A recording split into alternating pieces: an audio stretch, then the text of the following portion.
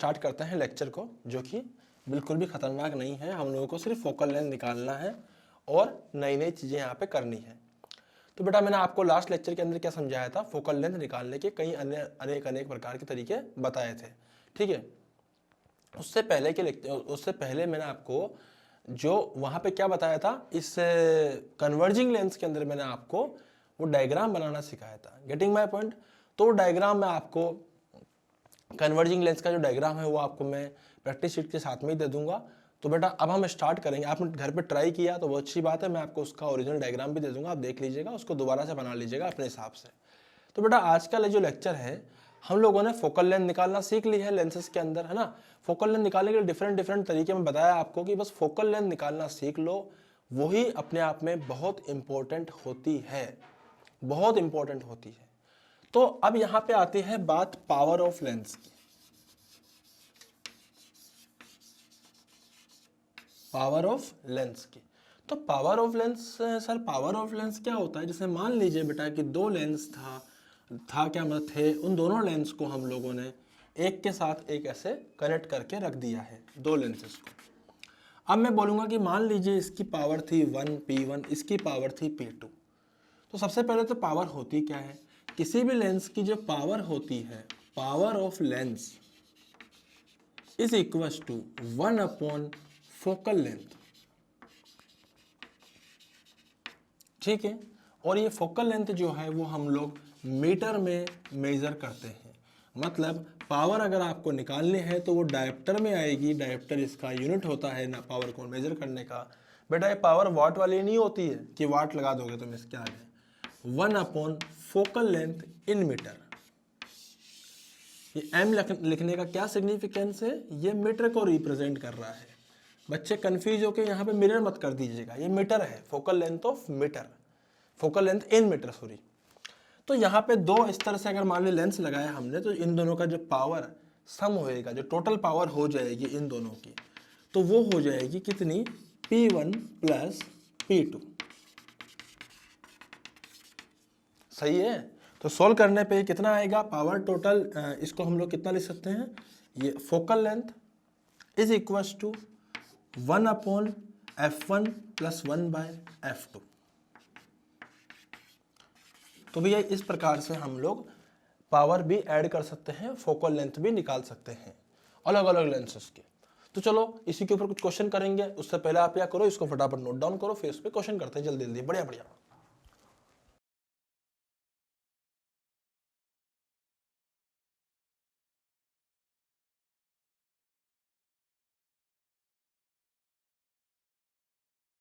हाँ जी, तो बेटा मेरी बात को ध्यान समझिएगा आप लोग।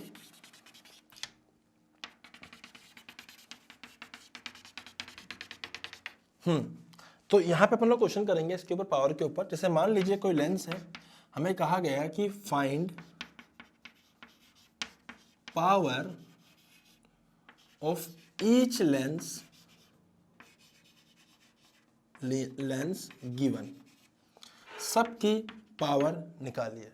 तो पहला जो लेंस है उसकी फोकल लेंथ दे रखी है 20 सेंटीमीटर, पावर पूछा है। इसकी लेंस दे रखी है फोकल लेंथ 40 सेंटीमीटर, पावर पूछा है। आई मेरी बात समझ में? इसकी दे रखी है हम लोगों को इसके 80 सेंटीमीटर और पूछा क्या है? पावर। तो हम लोग एक्चुअली क्या करेंगे, जैसे मुझे पावर निकालना है पहले वाले का, फर्स्ट केस का, तो बेटा पावर क्या हो जाएगा? पावर हो जाएगा फोकल लेंथ को आप लोग इन्वर्स कर दीजिए, तो 1 अपॉन एफ, तो 1 अपॉन 20 को क्या लिख सकता हूं मैं? 0.2 मीटर में अगर लिखूंगा तो। अब 20 सेंटीमीटर मतलब कितना होता है मीटर में? 0.2 मीटर होता है। तो सोल्व करने पे ये कितना आएगा? ये आ जाएगा 10/2 and answer will be 5 dioptre. तो पावर जो आई है उसकी 5 डायोप्टर आई है। इसी प्रकार से अगर मान लीजिए मैं बात करता हूँ, ये जो चश्मे उसमें लगते हैं ना आंखों के अंदर अपने, तो डायोप्टर पावर के हिसाब से रखते हैं, नंबर बोलते हैं ना कितना नंबर चश्मा है, 1.25 का है कि किसका है किसका है। तो बेटा प्लस 1.25 बोलता है जैसे कोई आदमी अपने चश्मे का नंबर। तो इसका मतलब क्या है? इसका मतलब यह है कि उसकी जो फोकल लेंथ है लेंस की वो कितनी है? 1 अपॉन उसकी जो फोकल लेंथ है वो कितनी है 1.25 को डिवाइड कर दीजिए, मतलब वो 100/125 है। Getting my point. तो ये क्या है, इसकी फोकल लेंथ गिवन है। अगर पावर 1.25 है तो फोकल लेंथ उसका उल्टा हो जाएगा, तो 1.25 उसकी फोकल लेंथ हो जाएगी। Getting my point. वो मीटर में होएगी, अगर आपको उसको सेंटीमीटर में कन्वर्ट करना है तो आप 100 से मल्टीप्लाई कर दीजिएगा। सिमिलरली जैसे इसकी पावर की हम बात करें तो इसकी पावर कितनी हो जाएगी 1/40, और इसको किस में लिखना है मीटर में, तो मीटर में करने के लिए 100 से मल्टीप्लाई कर देंगे, तो इसको कैंसिल आउट करने के बाद ये 2.5 डायप्टर आएगी। इसकी चश्मे की पावर, जिसे बोलते हैं ना कई बार चश्मे की पावर कितनी है तुम्हारी, नेगेटिव है पॉजिटिव है, इस प्रकार से। बेटा इसको माइनस मान लीजिए, तो थर्ड केस में जो पावर आएगी वो हो जाएगी अगेन 1/-80। इसको भी 100 से मल्टीप्लाई करना पड़ेगा, क्यों, क्योंकि मीटर में निकालनी है, तो सेंटीमीटर को मीटर में कन्वर्ट करने के लिए 100 से डिवाइड कीजिए और 100 ऊपर चल जाएगा, तो 100/-80। सॉल्व करने पे ये कितना आएगा -4/4, और ये 1.25 नेगेटिव में आ रहा है पावर। ओहो गजब, पावर किस में आ रहा है, पावर आ रहा है अपना 1.25 नेगेटिव में आ रहा है। गेटिंग माय पॉइंट, पक्का। तो बेटा आप इसको यहाँ पे लिख सकते हो और समझ सकते हो, तो फटाफट से आप इसको नोट डाउन कीजिए, फिर अपन लोग आगे बढ़ते हैं जल्दी से।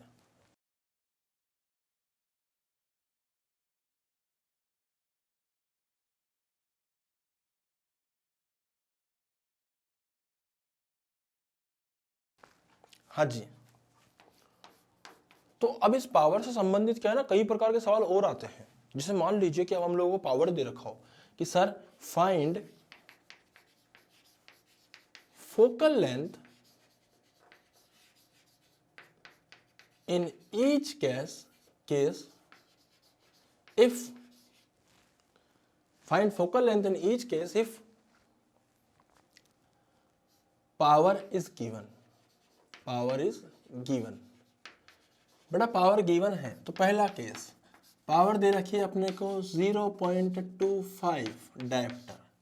सेकंड केस, पावर दे रखी है अपने को -0.5 dioptre.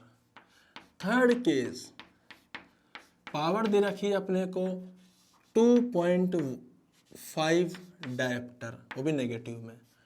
Fourth case, power given है 1.2 डायप्टर, ऐसे। Getting my point. तो हर केस में फोकल लेंथ निकालिए और आप ही निकालिए, मैं आपको टाइम दे रहा हूं निकालने का।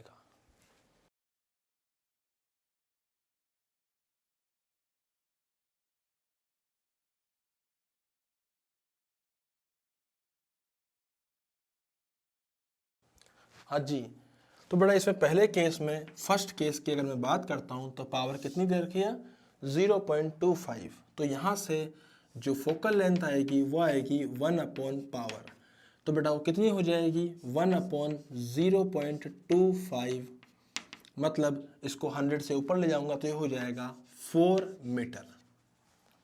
सही बात है ना, 100.25 क्या होता है, 1/0.25 क्या होता है 4 आंसर आ गया। तो फोकल लेंथ को अगर मैं चाहूं तो 400 सेंटीमीटर भी लिख सकता हूं। पॉजिटिव आया इसलिए कन्वर्जिंग हो जाएगा, अरे सही है ना, इसीलिए कन्वर्जिंग हो जाएगा लेंस। सेकंड अगर मैं बात करूं यहां पे, तो यहां पे क्या आएगा, आप देखिए यहां पे पावर कितनी है 0.5 डायप्टर, ये पॉइंट लगा हुआ है बेटा, इसको भूलना मत।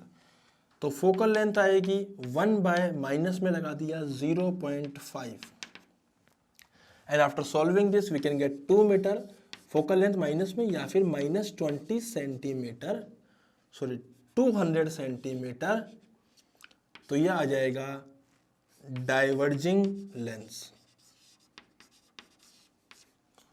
सही बात है, अरे सही है ना।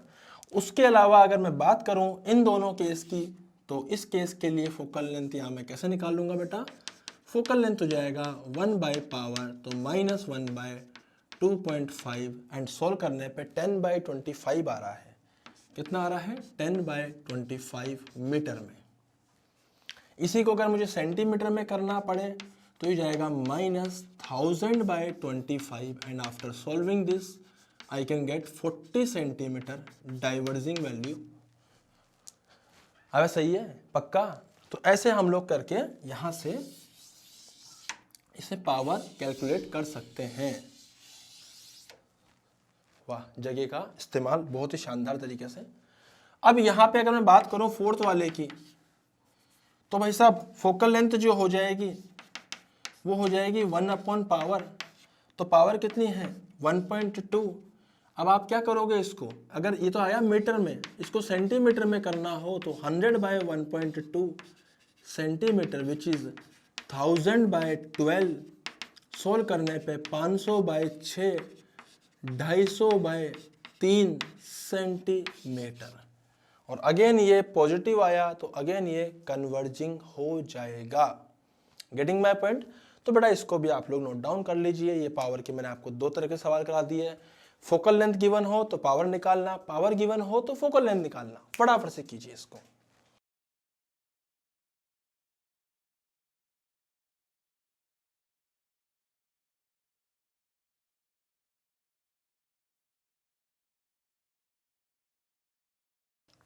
हाँ जी, तो बेटा अभी ये क्या है ना, ये पावर के जो सवाल है ये बड़ा इंपॉर्टेंट एक कॉन्सेप्ट लेकर आते हैं। कॉन्सेप्ट क्या है? Combination of lenses. तो मैं लिख रहा हूं यहां पे कॉम्बिनेशन ऑफ लेंसेस। पिछले कई सालों से जो कंपटीशन एग्जाम है इसका बड़ा फेवरेट सा हो रखा है कॉम्बिनेशन ऑफ लेंसेस। सवाल आते रहते हैं कॉम्बिनेशन ऑफ लेंसेस, अलग अलग प्रकार से आते हैं। तो चलो सबसे पहले करना सीखते हैं कैसे करेंगे। जैसे मान ले कि दो लेंस दे रखे हैं आपको, ऐसे लगा दिया, तो बेटा आपको अगर इनका कॉमन, अगर आपको इसको कन्वर्ट करना है एक सिंगल लेंस में, इसकी फोकल लेंथ f1 है, इसकी f2 है, तो आपको इन दोनों को अगर मान लीजिए f इक्विवेलेंट में लिखना है तो आप क्या करो 1/f equivalent equals to 1/f1 plus 1/f2। Sir ये कैसे किया आपने, ये कैसे पता आपको? ये तो रजिस्टर की तरह जुड़ रहे हैं क्या, पैरेलल जैसे जुड़ते हैं वो? बेटा नहीं, ये एक्चुअली पावर के हिसाब से आ रहा है। जो पावर इक्विवेलेंट आएगी या पावर जो टोटल आएगा वो P1 प्लस P2 होता है, जो मैंने अभी आपको थोड़ी देर पहले बताया है अभी सही। तो ये कॉम्बिनेशन ऑफ लेंस में भी काम आता है, मतलब यहाँ पे अपन लेंस के कॉम्बिनेशन कर सकते हैं। अब जैसे समझते हैं अपन, मान लीजिए हमें दो लेंस दे रखे हैं। एक लेंस की फोकल लेंथ दे रखी है 20 सेंटीमीटर और एक और लेंस हमें यहाँ पे गिवन है जिसकी फोकल लेंथ है 10 सेंटीमीटर। Getting my point? तो यहाँ पे बेटा 1 यहाँ पे जो नेट दोनों का मिला के कितना आएगा, एफ इक्वलेंट बराबर 1/10 प्लस 1/20। तो मैंने आप कई बार सिखाया भी है कि जब भी इसे दो हो और उल्टे हो तो आप सीधा मल्टीप्लाई करके दोनों को ऐड कर दीजिए। तो 10 मल्टीप्लाई बाई 20 अपॉन 10 प्लस 20 सीधा निकाल सकते हैं अपन। इसको रेसिप्रोकल में करने की जरूरत नहीं है हम लोगों को। तो कितना हो जाएगा 200 divide by 30, answer is 20/3 centimetre. मतलब इस दोनों लेंस को आप एक सिंगल लेंस से यहाँ पर रिप्लेस कर सकते हो 20/3 सेंटीमीटर लिख कर। Getting my point? तो बेटा इसके अलावा यहाँ पर और भी कई प्रकार के सवाल हो सकते हैं कॉम्बिनेशन में। जैसे मान लीजिए मैंने ऐसे लिया है एक लेंस, अब मैंने दूसरा लेंस ले लिया है ऐसे, दूसरा लेंस, अब मैंने तीसरा लेंस ले लिया है फिर से ऐसे। सही है ना? देख कितना खतरनाक सा सवाल हो गया। तो ठीक है भाई, हमने ऐसा लेंस ले लिया है, ऐसा सवाल लिख लिया है पूरा का पूरा। अब मैं आपको क्या बोलूंगा कि मान लो कि भैया यहां पर आपको f दे रखा था 20 सेंटीमीटर, आपको ये दे रखा था 30 सेंटीमीटर, ठीक है, आपको ये दे रखा था इसका f 60 सेंटीमीटर। आपसे पूछा गया है इक्विवेलेंट कितना है, तो आप क्या लिखोगे 1/f इक्विवेलेंट बराबर 1/20 प्लस 1/30 प्लस 1/60। बेटा आई डोंट थिंक कि आप इसको सॉल्व नहीं कर पाओगे, आप इसको आसानी से सॉल्व कर सकते हो। बाकी मैं आपको करंट के और कैप्चर के दौरान जो अपने इतने सारे सवाल किए थे वहाँ से याद दिलाता हूँ। 30-60 का 20 होगा और 20 और 20 का 10 हो जाएगा। हमें उल्टे तो जुड़े हैं, 30-60 का 20 और 20 और 20 का 10, तो इसका आंसर 10 आना है। तुम चाहो तो इसका एलसीएम लेके कर लो, 60 आएगा, इधर 20 का 3 ऊपर, इसका 2 और इसका 1, 3 2 1 5, हाँ 3 2 1 5 और 5 और 1, तो 3 2 5 और 1 6 हो जाएगा।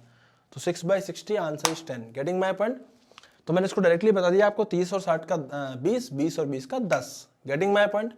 तो बेटा एक कॉम्बिनेशन ऑफ लेंस के अपन लोग यहाँ पर सवाल किए हैं, आप इसको नोट डाउन कर लीजिए और उसके बाद फिर हम लोग इसी के ऊपर और भी बढ़िया बढ़िया सवाल और करेंगे, देन आगे बढ़ेंगे। तो फटाफट से इसको नोट डाउन कीजिए, फिर हम लोग आगे बढ़ते हैं।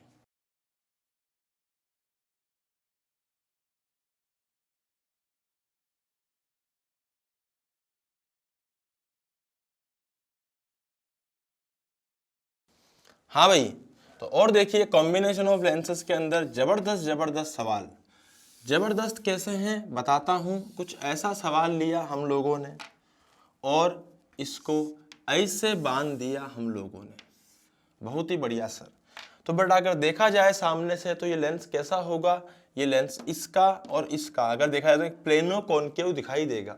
वो अलग बात है कि ये दो मटेरियल से बना हुआ था, लेकिन बाहर से देखने पे तो ना पता लगेगा कि भैया 2 मटेरियल से बना था।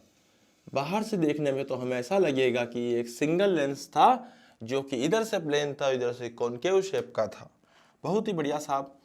इसका जो रेडियस ऑफ कर्वेचर है वो 10 सेंटीमीटर माना गया और इसका भी 10 सेंटीमीटर माना गया। एक काम करते हैं, इसका 20 मान लेते हैं, 10 मानने की कोई खास आवश्यकता नहीं है।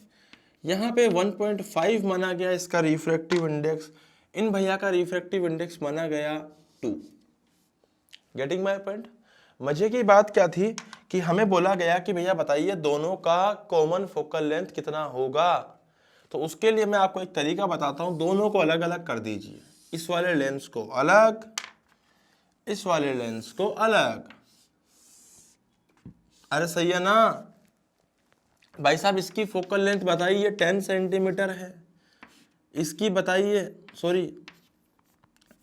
20 सेंटीमीटर है, इसकी देखिए 20 सेंटीमीटर है। क्यों, इसकी और इसकी तो सेम ही होगी यार।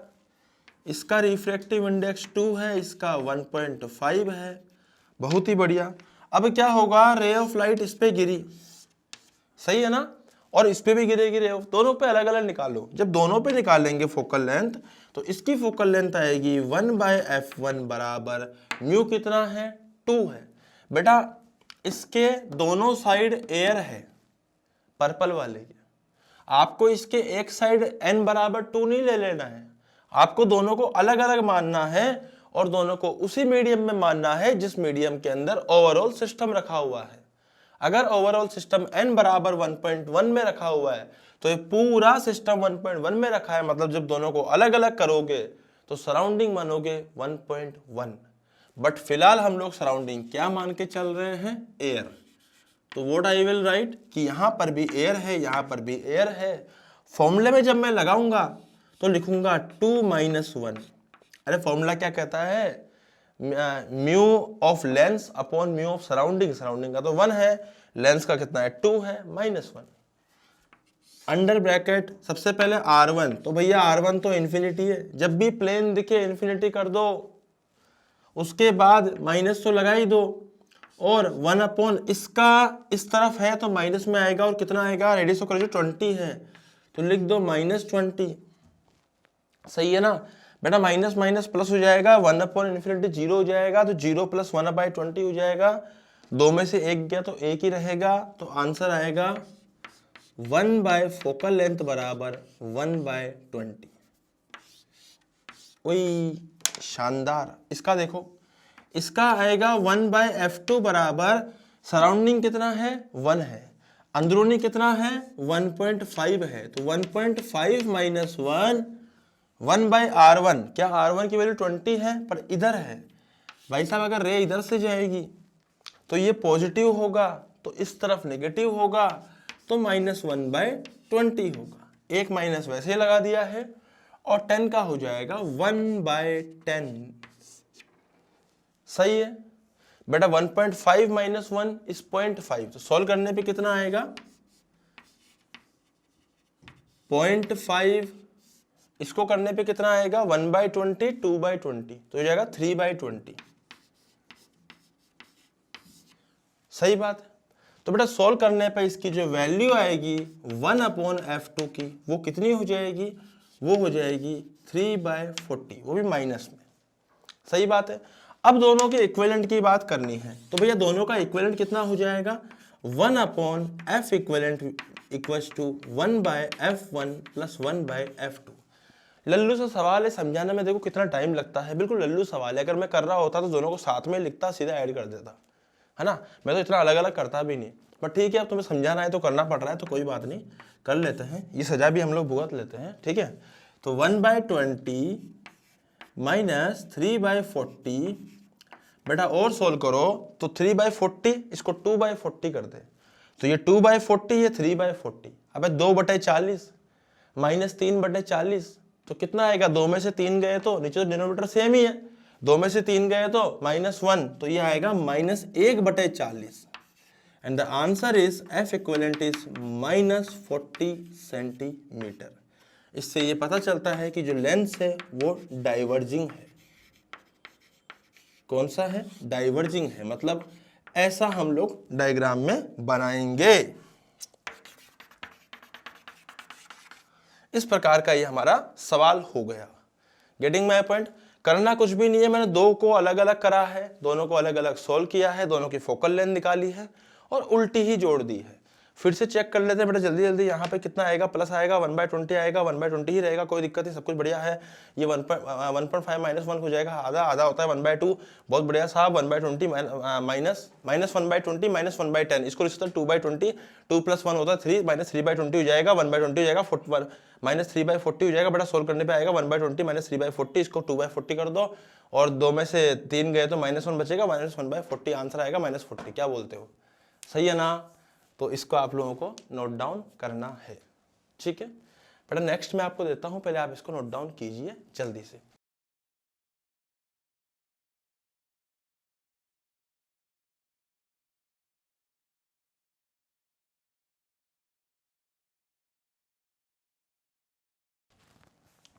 हाँ जी, तो एक और सवाल हम यहाँ पे करेंगे, बहुत ही प्यारा सा सवाल है।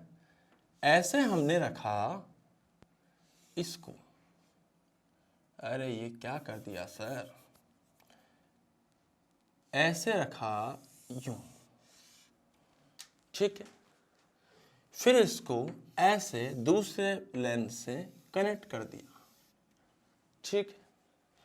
उसके बाद ऊपर एक और लेंस डाल दिया ऐसे, वही।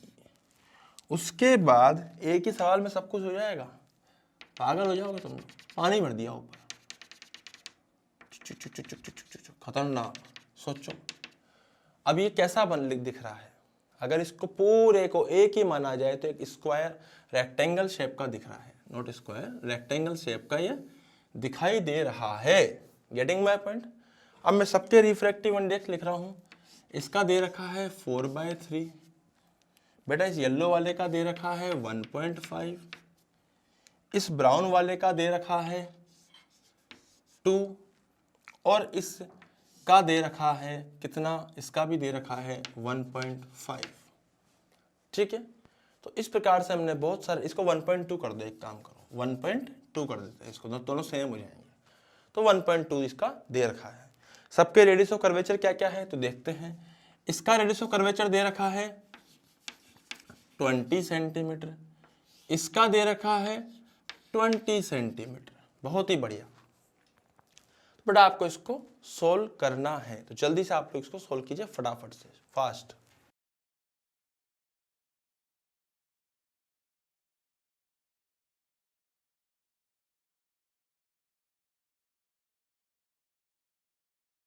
हाँ जी, मैं एक लाइन में करूंगा बेटा, इसको एक लाइन में सोल्यूशन लिखूंगा, तो जरा ध्यान से देखिएगा, है ना। मैं सबको अलग अलग कर देता हूं। पहले पानी को अलग करा अपन ने, ऐसा लेंस बन गया, अरे सही है ना। उसके बाद पीले वाले को रखा ऐसे, खचाक खचाक खचाक, जगह बना दी खचाक, शानदार। उसके बाद ब्राउन वाले को रखा, वाह बेटा एक ही सवाल में पूरे कॉन्सेप्ट क्लियर हो जाएंगे या तो ऑल क्लियर हो जाएंगे, ठीक है। मतलब सोच लेना घर बैठ के, या फिर ऐसे रख दिया, ये चारों लेंस हमने ऐसे रख दिया। सोचो लाइट ऊपर से गिरी थी, सोचो, सोच रहे हो लाइट कहां से गिरी थी? ऊपर से गिरी थी।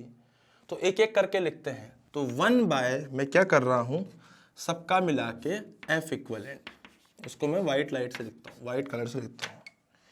1/, अब पहले वाले का, बेटा लाइट उस पर गिरी तो पहला सरफेस तो प्लेन है, सबसे पहले उसका रिफ्रैक्टिव इंडेक्स कितना है? 4/3। सराउंडिंग का कितना है? 1। इसको एयर में रखा हुआ है, वाह, तो 1 हो जाएगा। 1/R1, तो R1 कितना है? 1/∞ माइनस 1/, भाई साहब किधर है? ऊपर की तरफ है, रेडियस ऑफ कर्वेचर, जबकि पॉजिटिव किधर है? नीचे है, तो इसका मतलब नेगेटिव आएगा। और कितना आएगा नेगेटिव में? -20। तो इसमें हम आगे क्या करेंगे, इसमें हम आगे इसका लिखेंगे। इसका कितना आएगा भैया? इसका पहले इधर रह गिरी तो ये ऐसे ही शेप का है, तो सबसे पहले तो इसका म्यू लिखो। म्यू कितना है? 1.5। 1.5 माइनस 1, इसका R कितना है? -20। ये कितना है? इनफाइनाइट। वाह वाह वाह वाह वाह वाह।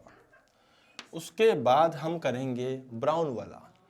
ब्राउन वाले का पहले आएगा जी, सबसे पहले तो म्यू बताओ, म्यू है 2 - 1, 1/R1 इज इन्फिनिटी माइनस 1/, इसका कितना आएगा? 20। Getting my point? तो बेटा मैंने 1 2 3 तो लिख दिए हैं, फोर्थ और लिखना है। अब फोर्थ के लिए जगह नहीं है तो यहीं लिख देता हूँ। फोर्थ कितना है? 1.2, तो 1.2 माइनस 1 अंडर ब्रैकेट कितना आएगा? इसका ऊपर वाले का ही आएगा, वो भी नीचे की तरफ है, तो 1/20। Getting my point? तो इन सबको सॉल्व करेंगे हम लोग, कितना आंसर आएगा? 4/3 माइनस 1। तो बेटा सोल्व करने पे कितना आएगा? एलसीएम ले लो इसका, 3 ऊपर चल जाएगा, नीचे 3 आ जाएगा, 4 में से 3 गए तो 1 बचता है, तो 1/3 माइनस माइनस प्लस हो जाता है, तो 1/60 प्लस इसका देखो 1.5 माइनस 1.5, तो 1/2। 1/2 इंटू 1/-20 कितना हो जाएगा? -1/40। उसका देखो 2 - 1 1, -1/20 तो कितना हो जाएगा? -1/20। इसका देखो 1.2 माइनस 1 इज 0.2, तो 0.2 कितना होता है? 0.2 को मैं ऐसे लिख सकता हूं बेटा, यहाँ पे कितना? Plus 0.2 divided by 20। सही है? तो बेसिकली ये कितना बन जाएगा? ये बन जाएगा 1/100। ठीक है, इसको आप सोल्व कर सकते हो और आंसर निकाल सकते हो। मैं नहीं निकालूंगा इसके आगे आंसर, इसके आगे आंसर निकालने का काम जो है वो आप ही लोगों का है। ठीक है, इसको नोट डाउन कर लीजिए आप लोग, फिर अपन लोग आगे बढ़ते हैं जल्दी से।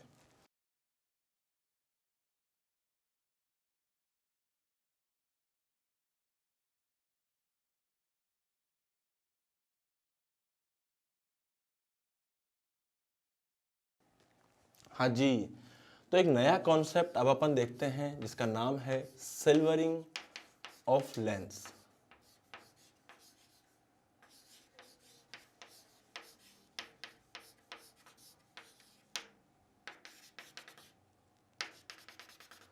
सिल्वरिंग ऑफ लेंस, ओहो, सिल्वरिंग ऑफ लेंस हमें करना है, बहुत ही बढ़िया। इसमें क्या होता है, इसमें एक सिंपल सा फॉर्मूला है जो मैं बताने वाला हूँ आपको बेटा, आपको वो याद रख लेना है और कोई फालतू इधर उधर दिमाग नहीं लगाना है। मान लीजिए कोई लेंस है, इसको यहाँ से सिल्वर कर दिया। सिल्वर करने का मतलब क्या है कि अब ये एक मिरर की तरह भी काम करेगा। तो यहाँ पे दो चीज़ों का कॉम्बिनेशन हो गया है, एक लेंस का और एक मिरर का। किस किस का कॉम्बिनेशन ये बन चुका है? ये किस किस का कॉम्बिनेशन बन चुका है बेटा, ध्यान से देखना। Combination of mirror and lens.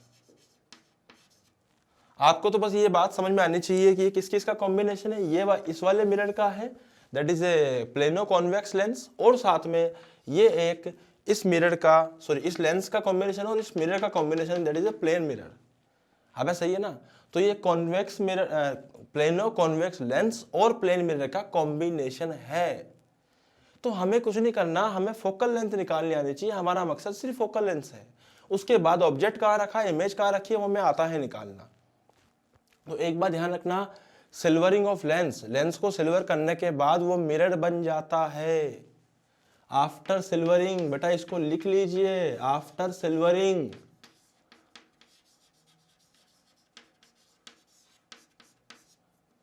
Lens becomes mirror. After silvering lens becomes mirror, mirror बन जाता है। अब मिरर की अगर फोकल लेंथ अगर पॉजिटिव आई तो वो कॉन्वेक्स मिरर है, अगर नेगेटिव आई तो वो कनकेव मिरर है। इसमें कौन सी बड़ी बात है। तो भैया एक्चुअली होगा क्या कि इसका जो इक्विवेलेंट होता है वो होता है 1/f। उसको हम कैसे लिख सकते हैं, उसको हम लिख सकते हैं 1/ focal length of mirror minus 2/ focal length of lens.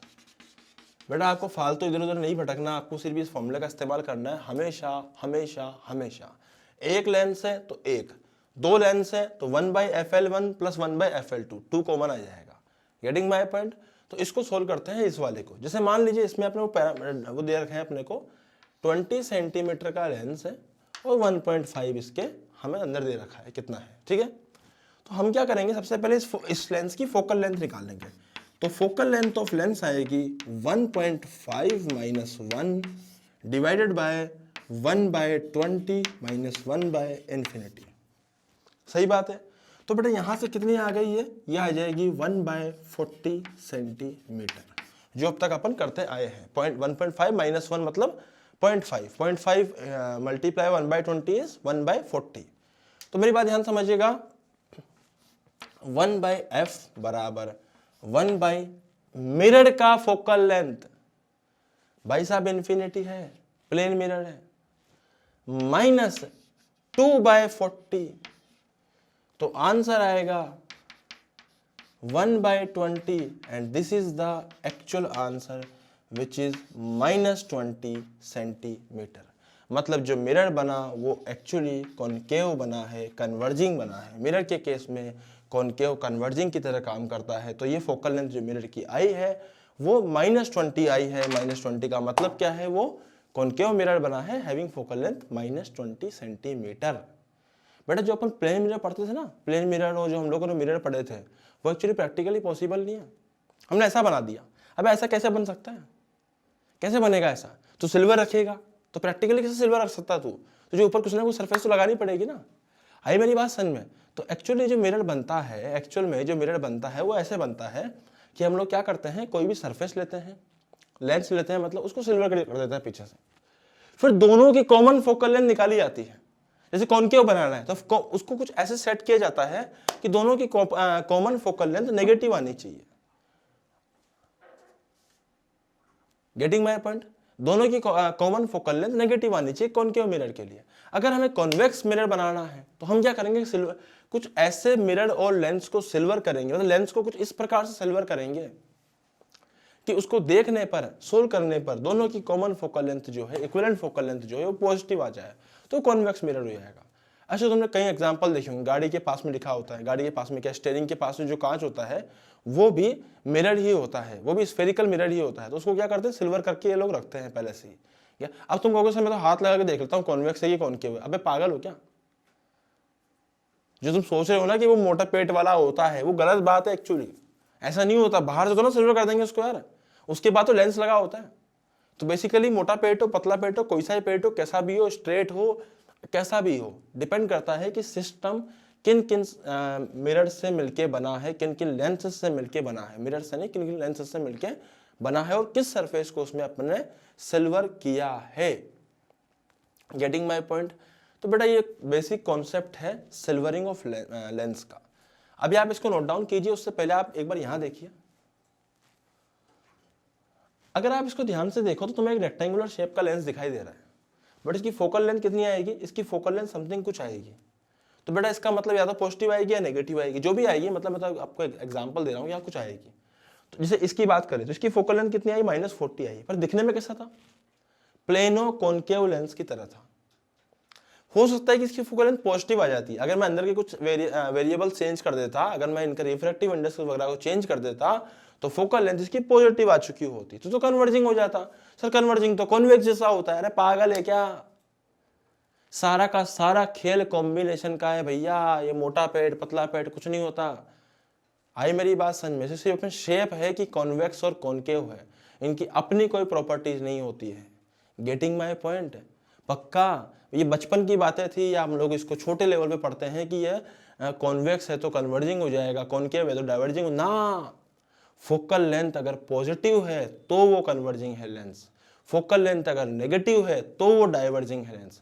चाहे वो किसी भी प्रकार का हो, किसी भी तरीका के दिखने का हो, उसकी फोकल लेंथ निकाल के देखो, अगर वो पॉजिटिव आ रही है तो ही वो कन्वर्जिंग है। गेटिंग माय पॉइंट, पक्का। तो भैया यहाँ से डाइवर्जिंग आया था क्योंकि नेगेटिव आई, यहाँ से जो भी वैल्यू आएगी आप सॉल्व कर लीजिएगा। वैसे तो इससे तो ये पूरी कैंसिल आउट हो जाएगी, है ना, और ये हो जाएगी माइनस, तो ओवरऑल नेगेटिव आ रहा है, तो ये भी अपना हमारे पास में क्या आ रहा है, डाइवर्जिंग आ रहा है। तो देखो एक दिखने में अगर तुम इसको हाथ लगाए देखोगे तो तो स्लैब जैसा दिखेगा, ये तो स्लैब है सर, अबे स्लैब नहीं है, वो 4 लेंस से मिलके बना है, 4 मटेरियल से मिलके बना है, इसलिए ओवरऑल उसकी जो फोकल लेंथ है ना वो नेगेटिव आ रही है, डाइवर्जिंग लेंस है वो, जो चश्मे पे लगा होता है। कई बार बच्चे सोचते चश्मे पे हाथ लगा के देख लूंगा, इसका है ना बड़े नंबर का छोटे नंबर का, अबे हाथ लगा के नहीं पता लगता भैया, डॉक्टर बनने वाले हो। Getting my point. तो इस बात का ध्यान रखना है कि फोकल लेंथ क्या आ रही है उस बात पर निर्भर करता है कि वो किस प्रकार का लेंस है। तो बेटा इसको नोट डाउन कीजिए, उसके बाद फिर हम लोग और आगे सवाल करेंगे। जल्दी से आप इसको नोट डाउन कीजिए।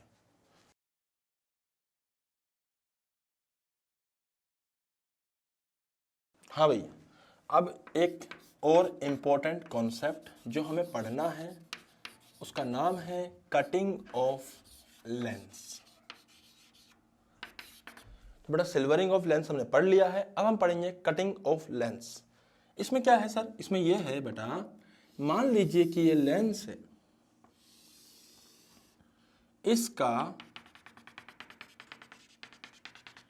इसको यहां से काट डाला, कैंची बनाई वही ऐसी और काट डाला। तो भाई जैसे मान लीजिए कि इसका जो रेडियस ऑफ कर्वेचर था वो 20 सेंटीमीटर था, और इसका जो था वो दे रखा था हम लोगों को 40 सेंटीमीटर। ये इसका जो पूरा का पूरा एन था वो दे रखा था हम लोगों को 1.5।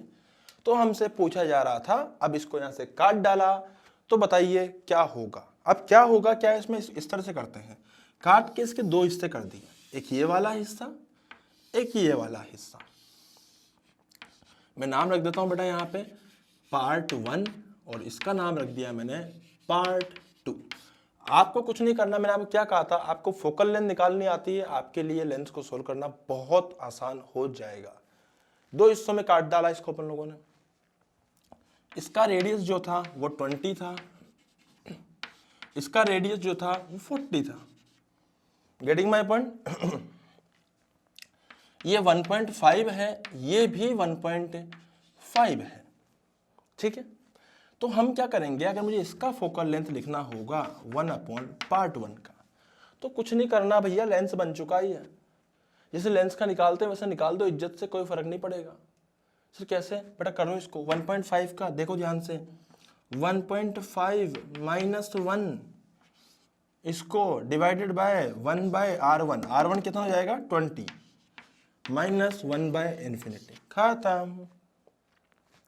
इसका लिखना हो तो इसका कितना हो जाएगा 1/f2 बराबर, तो 1/f2 बराबर 1.5 - 1, और इसमें क्या लिख दूंगा मैं 1/∞ माइनस ऑफ माइनस कितना है 40 है, तो 40 लिख दो। अरे बेसिकली क्या क्या है, मैंने कॉम्बिनेशन ऑफ लेंसेज ही तो करें यार। तो कॉम्बिनेशन लेंस में कुल मिला के मैंने क्या फोकल लेंथ निकाला सीख ली, बस फोकल लेंथ निकालने आनी चाहिए। पावर निकाल सकते हो, कॉम्बिनेशन कर सकते हो, सिल्वरिंग कर सकते हो, कटिंग कर सकते हो, कुछ भी सॉल्व कर सकते हो, बस आना क्या चाहिए आप लोगों को, फोकल लेंथ निकालना। Getting my point. जैसे मान लीजिए मैं आपको एग्जांपल देता हूँ बेटा, इस एग्जांपल को मैं सॉल्व नहीं करूंगा, आप ही को सॉल्व करना है। बड़ा अब इस एग्जाम्पल ध्यान से सुनिएगा। जैसे मान लीजिए कोई लेंस है, जैसे मान लीजिए क्या है, कोई लेंस है इस प्रकार का, गेटिंग माय पॉइंट। तो ऐसा नहीं करता हूं मैं, इसको ऐसा कर लेता हूं, कुछ ऐसा लेंस है, ऐसा लेंस है कोई, ठीक है।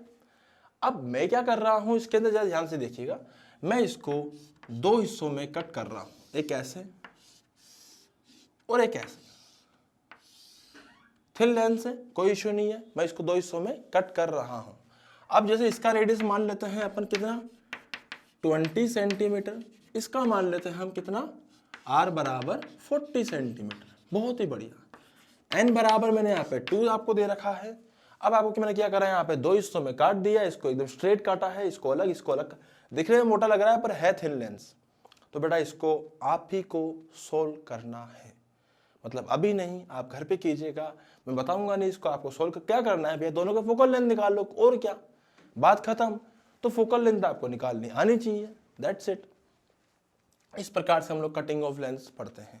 तो कटिंग ऑफ लेंस ऐसे कोई खतरनाक चीज नहीं है, बिल्कुल सिंपल सी चीज है, ये इसका सिंपल सा कॉन्सेप्ट है। गेटिंग माय पॉइंट, ठीक है।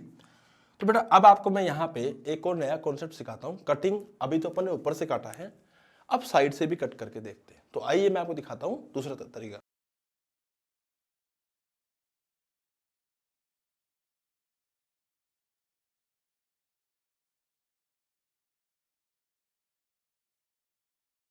हाँ जी, तो बेटा यहाँ पे मैं क्या करूंगा, मैं एक सवाल लेता हूं, उस सवाल के साथ ही मैं आपको इसको सॉल्व करके भी दिखा दूंगा। ये हमारे पास में एक मिरर है और ये हमारे पास में एक लेंस है।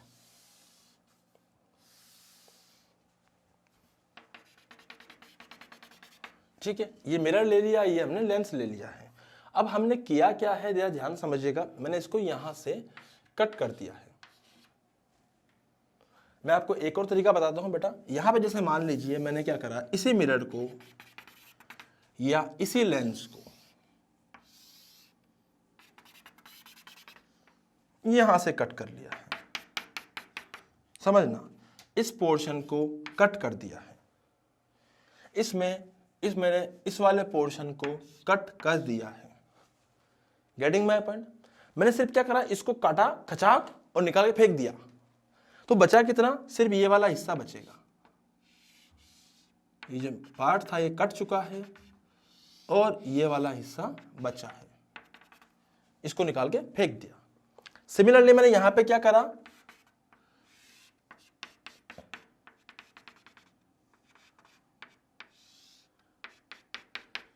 इसको निकाला और इसको फेंक दिया, बिना इसको छेड़े, बिना पोजीशन छेड़े, बिना लेंस का ओरिएंटेशन छेड़े, कुछ छेड़े बिना। तो हमने यहां पे एक ऑब्जेक्ट को रखा था, इस केस में भी यहां पे किसी ऑब्जेक्ट को रखा था। इन दोनों की कहीं ना कहीं इमेज बनेगी। हाँ सर, इमेज तो बनेगी सर, दोनों की इमेज बनेगी। लेकिन जब काट के इसको फेंक दिया और बाकी को छेड़ा नहीं, तो फिर इमेज जो है वो कहां बनेगी। मेरा सवाल समझ में आया? तो बेटा मैं दोबारा बोल रहा हूं, इस बात को जरा ध्यान समझिएगा, इसको लिख लीजिएगा, लिखना जरूर, अगर लिखोगे नहीं तो भूल जाओगे आने वाले टाइम में। इसको काट डाला और फेंक दिया, तो पूछा है कि इमेज कहां बनेगी। इसको निकाला और फेंक दिया, तो पूछा है कि इमेज कहां बनेगी, इमेज कहां बनेगी इसकी। तो बेटा इमेज वहीं बनेगी जहां पहले बनी हुई थी, इमेज नहीं जाएगी इधर उधर। क्यों सर? क्योंकि हमने लेंस मिरर का ये पार्ट निकाला है या लेंस का ये वाला पार्ट निकाला है, बट ओरिएंटेशन को चेंज नहीं करा है। ओरिएंटेशन आज भी वैसा ही है जैसा पहले था। तो इस पार्ट को निकालने से क्या हो जाएगा, सिर्फ और सिर्फ इंटेंसिटी कम हो जाएगी, intensity will decrease. Getting my point? But image will remain on the same position, only intensity will decrease. तो बेटा इस डायग्राम में लिख देना, image will remain on the same position but intensity will decrease. अब मैं इसकी बात करूंगा। इसमें सोचो, इसका जो रेडियस ऑफ कर्वेचर था वो दे रखा था हमें 20 सेंटीमीटर। यहां पे रखा है एक ऑब्जेक्ट। आई मेरी बात समझ में? यहां पे क्या रखा हुआ है, ऑब्जेक्ट। बेटा जैसा ये सवाल है वैसा ये होगा, इसलिए मैं सिर्फ एक को करके दिखा रहा हूं, आप दूसरा समझ जाइएगा कैसे होगा। इसको कट करा यहां से खचाक और ऊपर शिफ्ट कर दिया, तो अब मैंने क्या करा, इस मिरर को थोड़ा सा ऊपर ले आया,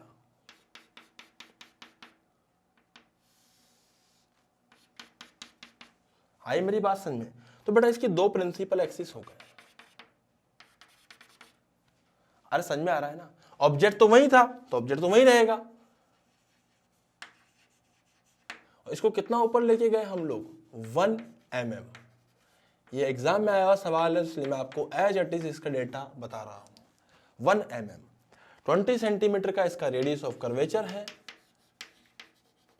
अब बताओ, अगर मिरर वैसा होता तो इमेज वहीं बनती जहां ऑब्जेक्ट रखा है, लेकिन जब काट डाला और ऊपर ले गए तो सोचो, this is the principal axis of mirror 1 and this is the principal axis of mirror 2।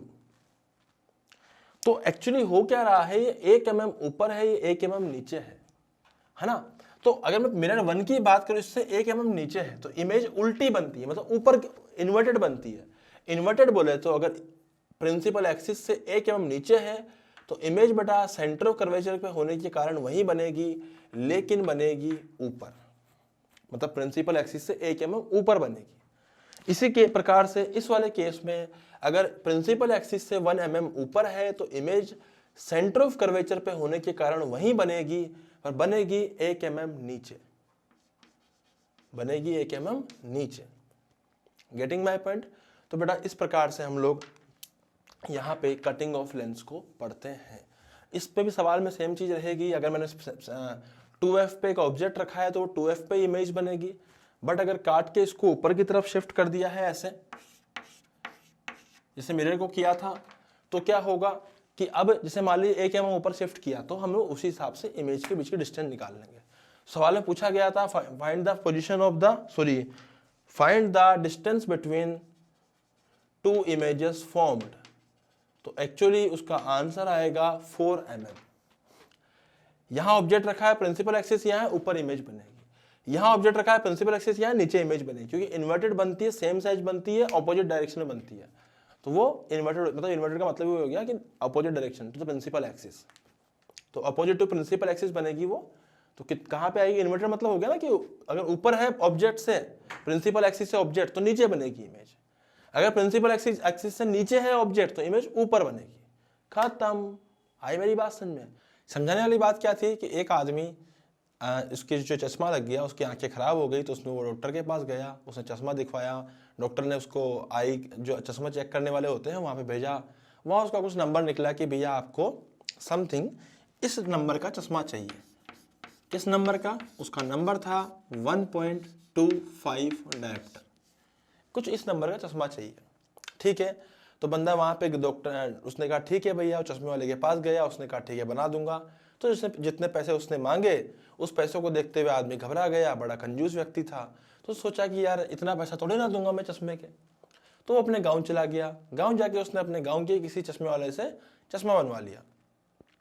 गाँव का चश्मे वाला जो था उसने फिजिक्स नहीं पढ़ी थी, इसलिए उसको समझ नहीं आ रहा था कि चश्मे को किस तरह से बनाया जाना चाहिए।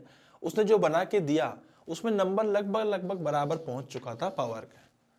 तो जब उसको पहनाया गया तो आदमी खुश हो गया, चलो ठीक है कोई बात नहीं, कम से कम दिखा तो सही, है ना, क्योंकि नंबर बिल्कुल बराबर था। लेकिन हुआ क्या कि उसको अलग अलग रंग दिखाई दे गए। अब अलग अलग रंग क्लियर दिखाई नहीं दिए, कुछ जो इमेज थी वो ब्लर सी दिखाई थी। तो यार इस चीज को समझा गया। इस चीज को जब उस गांव वाले चश्मे वाले ने बताया, उस आदमी सोचा मतलब ऐसा क्या हुआ होगा, तो उसको प्रॉब्लम समझ नहीं आ रही थी कि आखिर ऐसा क्या हो रहा है कि अलग अलग कलर दिख रहे हैं या फिर ये ब्लड से दिख रही है इमेज हल्की हल्की सी, क्योंकि जो अलग अलग कलर है वो मिक्सअप हो रहे हैं तो ब्लड सी इमेज बन रही है। अब जो व्यक्ति था उसने सोचा यार पावर तो सही है यार, 1.25D है। जिसको लगाया गया चश्मा वो अलग परेशान कि नंबर तो बिल्कुल सही आया है, ग्लास भी बढ़िया यूज किया, ऐसी बात नहीं ग्लास भी एकदम घटिया यूज कर लिया हो, तो सस्ते में बना दिया वो अलग बात है, नॉलेज नहीं है इसलिए, सॉरी गांव का है इसलिए, बट ग्लास सही यूज किया है, पावर सही है। तो फिर आखिर ये प्रॉब्लम हुई कैसे? तो फिर इसको उठा के ये लोग सबको लेके शहर आए और एक इंजीनियर को दिखाया कि भैया जी ऐसी ऐसी दिक्कत हो गई हमारे साथ में, आखिर ये क्या दिक्कत हो रही है जिसके कारण यहाँ पे इमेज बनने में प्रॉब्लम आ रही है। तो इंजीनियर ने पहले तो उन लोगों को पूरा ऑप्टिक्स पढ़ाया, है ना, पूरा पूरा ऑप्टिक्स पढ़ाया, बोला पहले मैं कोटा में पढ़ाया करता था। इंजीनियर ने बताया ऐसी बात कि पहले मैं कोटा में पढ़ाया करता था, आजकल मैं इंजीनियरिंग की दुकान चला रहा हूँ अपनी।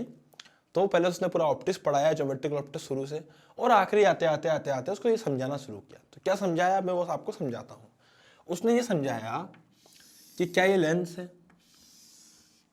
गांव के चश्मे वाले ने और उस कंजूस व्यक्ति ने बोला कि यस ये लेंस है। क्यों, उसको कैसे, उन दोनों को कैसे पता कि ये लेंस है? क्योंकि उन्होंने इतने दिन तक ऑप्टिक्स पढ़ा है उस व्यक्ति से, टोटल इंजीनियर से, टोटल 22 लेक्चर्स के अंदर। ठीक है भैया, तो ये लेंस है। उसने बोला ठीक है भैया। उन्होंने अकॉर्डिंग टू कॉचीज लॉ, क्या मैं ऐसा बोल सकता हूँ कि ये VIBGYOR जो होता है, इसमें इधर मूव करने पर क्या लैम्डा इंक्रीज होता है? तो उन्होंने बोला हाँ। उन्होंने बोला कि क्या अकॉर्डिंग टू कॉचीज लॉ क्या इधर बढ़ने पर क्या n डिक्रीज होता है? तो उन्होंने बोला हाँ। इंजीनियर ने बोला क्या फोकल लेंथ की वैल्यू ये होती है n-1 अगर सराउंडिंग का एयर है divided by R1 minus R2? सबने बोला हाँ, मतलब दोनों ने बोला हाँ। तो इस प्रकार से क्या हुआ कि उस जो गांव का व्यक्ति है और जो गांव का कंजूस व्यक्ति और गांव का जो वो चश्मे वाला है, उन्होंने बोला हाँ भाई फोकल लेंथ तो यही होती है। तो इंजीनियर ने बोला कि भैया इसका मतलब लैम्डा बढ़ने पर n घटेगा। सबने बोला हाँ, और n घटने पर फोकल लेंथ बढ़ेगी। बोला n घटने पे फोकल लेंथ बढ़ेगी। तो सबने बोला हाँ। अब यहीं पे कंफ्यूजन चालू हो गया। अब उसने कहा एक बात बता यार, जब तुमने यहाँ पे लाइट गिराई तो कौन सी लाइट गिरी लेंस के ऊपर? तो सबने बोला कि भैया लाइट जो गिरी वो व्हाइट लाइट गिरी, क्योंकि जनरली जो बाहर सनलाइट वगैरह होती है व्हाइट लाइट ही होती है। हाँ बेटा, ही बात है। तो अब किसका लैम्डा ज्यादा होता है? रेड का। किससे? सबसे। तो वायलेट से तो पक्का ज्यादा होगा। हाँ भाई बात तो सही है, लैम्डा ज्यादा होगा किसका? रेड का वायलेट से। रेड का लैम्डा ज्यादा होगा वॉयलेट से। बोला हाँ भाई। तो इसका मतलब जो फोकल लेंथ है रेड की वो भी ज्यादा होगी वॉयलेट से। ये कंफ्यूजन वाली बात थी। अगर फोकल लेंथ अलग अलग हो रही है, हाँ अबे वही तो समझाया यहां पे कि लैम्डा बढ़ा तो n घटा और n घटा तो f बढ़ा। क्योंकि n कम हुआ तो ओवरऑल ये आइटम कम हुआ, लेकिन ये तो 1/f है, तो इसका मतलब f बढ़ा। तो भैया इसका मतलब f बढ़ा तो किसका फोकल लेंथ ज्यादा जाएगी? रेड की। इसका मतलब जब व्हाइट लाइट गिरेगी तो उसमें से जो रेड कलर है वो बोलेगा भैया फोकल लेंथ क्या होती है? जहां पे पैरेलल और पैरेक्सियल रेज आके मीट करे। तो भैया रेड वाली जो होगी वो बोलेगी कि हम तो यहां जाके मिलेंगे तो सही, पर यहां मिलेंगे। समझ में आ रहा है ना? इसी प्रकार से जो वॉयलेट वाला है, उन्होंने बोला भैया हम भी मिलेंगे बट हम यहां मिलेंगे। आई मेरी बात समझ में? हम यहां मिलेंगे, तो इस प्रकार से मिल जाएंगे। अब बात करते हैं इंडिगो की। तो इंडिगो वाले यहां कहीं मिलेंगे। उसके बाद ब्लू वाले जो थे, blue blue blue blue blue कहाँ गया? ब्लू, ऑरेंज, येलो सब लिया है अपन। तो ब्लू वाले कहाँ मिलेंगे? उसके बाद ब्लू वाले मिलेंगे ऐसे, वायलेट, इंडिगो, ब्लू। अब क्या आएगा? ग्रीन। तो ग्रीन वाले कहाँ मिलेंगे? ग्रीन वाले ऐसे मिलेंगे, जोन, ऐसे ले जाओ इसको। उसके बाद कौन से आएंगे? येलो। तो येलो वाले ऐसे मिलेंगे, जोन। उसके बाद कौन से आएंगे? ऑरेंज। तो ऑरेंज वाले ऐसे मिलेंगे। ये बात उस शहर के इंजीनियर ने उन दोनों गांव के लोगों को समझाई। जो दोनों गांव के लोग थे उसमें से एक गांव का कौन था? चश्मे वाला था, और एक कंजूस व्यक्ति था। दोनों को समझाया कि देखिए आपका जो लेंस है उसमें ये प्रॉब्लम है। तो जो कंजूस व्यक्ति था उसका दिमाग खराब हो गया कि इस दुकानदार ने मेरे को बेवकूफ़ बना दिया। उसने दुकानदार की गर्दन पकड़ ली, और दुकानदार का गुस्सा आ रहा था कि मैंने अच्छा लेंस यूज़ किया है, फिर ऐसे कैसे बता रहे हैं कि इस लेंस में प्रॉब्लम है। तो इंजीनियर ने समझाया बेटा प्रॉब्लम लेंस की नहीं है, जो आपकी क्वालिटी ऑफ लेंस की नहीं है, ये हर लेंस की प्रॉब्लम है। अब दिमाग खराब हो गया दोनों का, है हर लेंस की प्रॉब्लम है? बोला हाँ, ये तो किसकी प्रॉपर्टी है भैया? तो लो है, लो तो लो होता है। अब तुम यहाँ पे लेंस कार्ट से उठा के लाओगे, किसी अच्छी ब्रांडेड कंपनी से उठा के लाओगे, कालजीत से उठा के लाओगे, इससे थोड़ी ना फर्क पड़ जाएगा। अब लेंस तो लेंस है, ये अच्छी क्वालिटी का लेंस होगा, और अच्छी का हो सकता है, घटिया भी हो सकता है, बट लेंस तो लेंस होता है। सबका दिमाग खराब, हाँ भाई बात तो सही यार, तो ये तो लेंस की प्रॉपर्टी है, तुम क्यों परेशान हो रहे हो?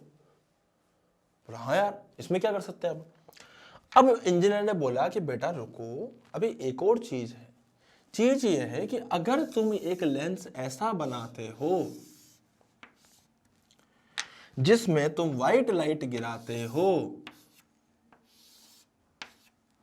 तो तुम्हें ऐसा लगेगा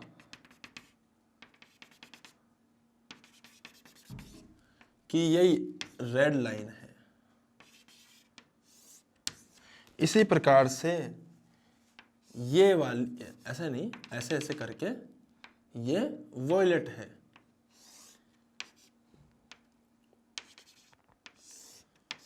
आई मेरी बात समझ में? ऐसे मतलब यहां पे येलो जो होगा तो ये ऑरेंज होगा, ये भी ऑरेंज होगा, फिर ये येलो होगा और ये भी येलो होगा, ऑरेंज येलो, उसके बाद ग्रीन होगा और ये ग्रीन होगा, फिर ये ब्लू होगा और ये भी ब्लू होगा, फिर ये इंडिगो हो जाएगा और ये भी इंडिगो हो जाएगा। Getting my point?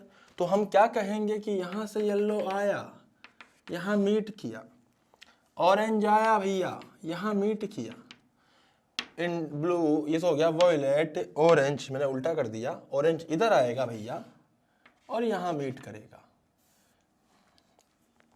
येलो इधर आएगा भैया और यहां मीट करेगा, उसके बाद ग्रीन आएगा भैया और यहां मीट करेगा, फिर आएगा ब्लू आएगा भैया और यहां मीट करेगा, फिर उसके बाद इंडिगो आएगा भैया और यहां मीट करेगा। इंडिगो हमारे पास नहीं है, इस तरह से बनेगा। हो, ऐसे टूटेगी लाइट है इसमें और इसमें। तो बेटा ये जो प्रॉपर्टी होती है वो गांव के लोगों को इंजीनियर समझा रहा था, क्योंकि वो कोटा के टोन में आ चुका था, जब उसने कोटा में पढ़ाया हुआ था, तो उसने समझाने लगा कि इन दोनों प्रॉपर्टीज को हम लोग बोलते हैं क्रोमेटिज्म। क्रोमेटिज्म का बेसिकली मतलब होता है कोई भी लेंस किसी भी व्हाइट लाइट को कई हिस्सों में तोड़ देता है। क्या ये 7 कलर्स है? बच्चे बोलेंगे हाँ, लेकिन ऐसा नहीं है, ये इनफाइनाइट कलर्स है। अबे 7 तो शेड है, वो कलर तो इनफाइनाइट है भैया। ये VIB जो 7 कलर्स होते हैं क्या सतरंगी होता है क्या है? नहीं, ये इनफाइनाइट होता है, वो दिखते हैं ऐसा है। येलो और ऑरेंज के बीच में भी बहुत होंगे। तो बेटा ये हर एक लैम्डा पर अलग अलग कलर होगा, मतलब हर एक फ्रीक्वेंसी पर अलग अलग कलर की प्रॉपर्टीज होंगी, इसलिए इनफाइनाइट कलर्स होते हैं। कलर्स 7 होते हैं क्या? इनफाइनाइट होते हैं ना। वो अलग बात है कि हम इन सबसे मिला के बना सकते हैं इनफाइनाइट, कुछ येलो और ऑरेंज के बीच का, कुछ ऑरेंज और रेड के बीच का, कुछ रेड और पिंक के बीच का, पिंक मैजेंटा, ऐसे बहुत सारे इनफाइनाइट के, ब्लैक हो गया, व्हाइट हो गया, जो भी है। तो इसको बोलते हैं क्रोमेटिज्म। तो ये समझाया उसको, दोनों गांव के व्यक्तियों को। तो कंजूस व्यक्ति भी समझ रहा था और अपना जो दुकानदार था वो भी समझ रहा था कि बात तो सही है यार, तो फिर हमने कहाँ गलती कर दी। और अगर ये सबके अंदर होता है तो फिर शहर वाले जो दुकानदार होते हैं, जो लेंस बनाते हैं बहुत बढ़िया बढ़िया, उनके तो ये शिकायत ही नहीं आती। तो इंजीनियर ने बोला बिल्कुल उनके शिकायत नहीं आती, क्योंकि वो यूज करते हैं इसको बोलते हैं achromatism.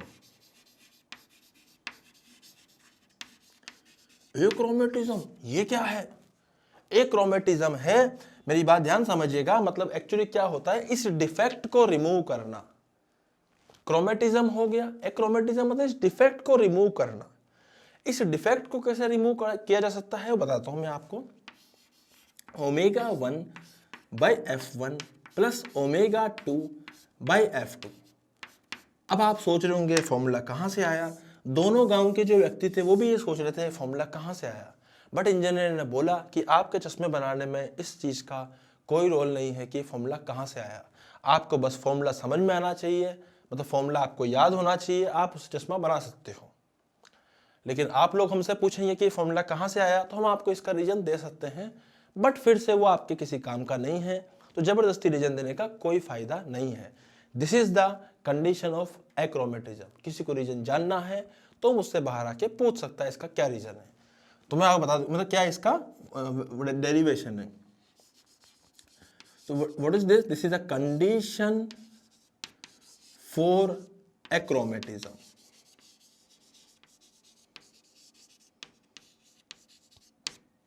This is the condition for achromatism.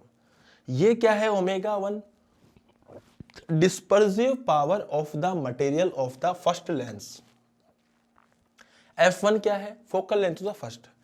ये क्या है? Dispersive power of the material of the second lens F2। Sir इन दोनों को जोड़ा क्यों है? क्योंकि हम दोनों लेंस को जोड़ने वाले हैं। सोच के देखो, अगर मैं इस लेंस को इससे मिला दूंगा तो ये डिफेक्ट हमें कम होता हुआ दिखाई दे देगा। ये फैला रहा है, ये इधर फैला रहा है। Getting my point? तो एक्चुअली हो क्या रहा है, ये कन्वर्ज कर रहा है तोड़ तोड़ के, ये डाइवर्ज कर रहा है तोड़ तोड़ के। चिपकाएंगे तो ये एक्चुअली क्या करेगा? तोड़ तोड़ के डाइवर्ज, ये कन्वर्ज नहीं करेगा। उसको हम लोग इससे फुलफिल करेंगे, इस फॉर्मूला से। कैसे सर? बताता हूं, रुको देखो बेटा। हमें क्या करना होता है, हमें जब भी क्वेश्चन करना है, हमें यहां पे दो चीजों का इस्तेमाल करना है। कभी भी एक सिंगल लेंस मत बनाओ, दो लेंस का इस्तेमाल करो। One should be converging, one should be diverging. Sir कैसे पता? क्योंकि दोनों को जोड़ने पर अगर 0 आ रहा है तो ओमेगा 1 और ओमेगा 2 तो पॉजिटिव ही है। इसका मतलब F1 और F2 में से दोनों में से एक पक्का नेगेटिव है, और दोनों में से अगर एक पक्का नेगेटिव है तो एक कन्वर्जिंग हो गया और एक डाइवर्जिंग हो गया। दोनों नेगेटिव नहीं हो सकते वरना 0 नहीं होगा, दोनों पॉजिटिव नहीं हो सकते वरना 0 नहीं होगा। दोनों में से एक नेगेटिव एक पॉजिटिव होगा। दोनों में से दोनों आपस में पक्का 100% श्योरिटी से ऑपोजिट साइन के हैं, इसीलिए ये दोनों के दोनों आपस में एक कन्वर्जिंग होगा, एक डाइवर्जिंग होगा। इसीलिए हमेशा दो लेंस को मिलाइए, one should be converging, one should be diverging. अब हमें यहां पे क्या होगा, जैसे हमें पावर गिवन है, ये दुकानदार को समझा कौन रहा है? ये समझा रहा है इंजीनियर, कि मान लीजिए कि आपको पावर गिवन है। अब आपको ये पावर किसने दी? ये कस्टमर ने दी कि मुझे इतने पावर का लेंस चाहिए, तो आपका काम है उससे इक्विवेलेंट फोकल लेंथ निकालना। बोला हाँ यार निकाल सकता हूँ। तो मैं कैसे निकाल लोगे? 1/1.25 डायोप्टर करके। इसको सॉल्व करने पे जो वैल्यू आएगी वो आएगी 1000/125, and after solving this value आएगी 4/5 मीटर। इसको अगर मैंने और सॉल्व करा, सेंटीमीटर में रखा, तो 100 से मल्टीप्लाई कर दूंगा, एंड ये हो जाएगा 80 सेंटीमीटर। मतलब 80 सेंटीमीटर फोकल लेंथ होनी चाहिए किसकी? आपके लेंस की। आपने ये उठाया 80 सेंटीमीटर का और चिपका दिया बेचारे को। हाँ बोला ऐसे ही करा था मैंने तो, और वो परेशान हो रहा है आज। क्यों? क्योंकि उसको ये दिखाई दे रहा है। आपको ये नहीं देना, आपको क्या देना है बताता हूं।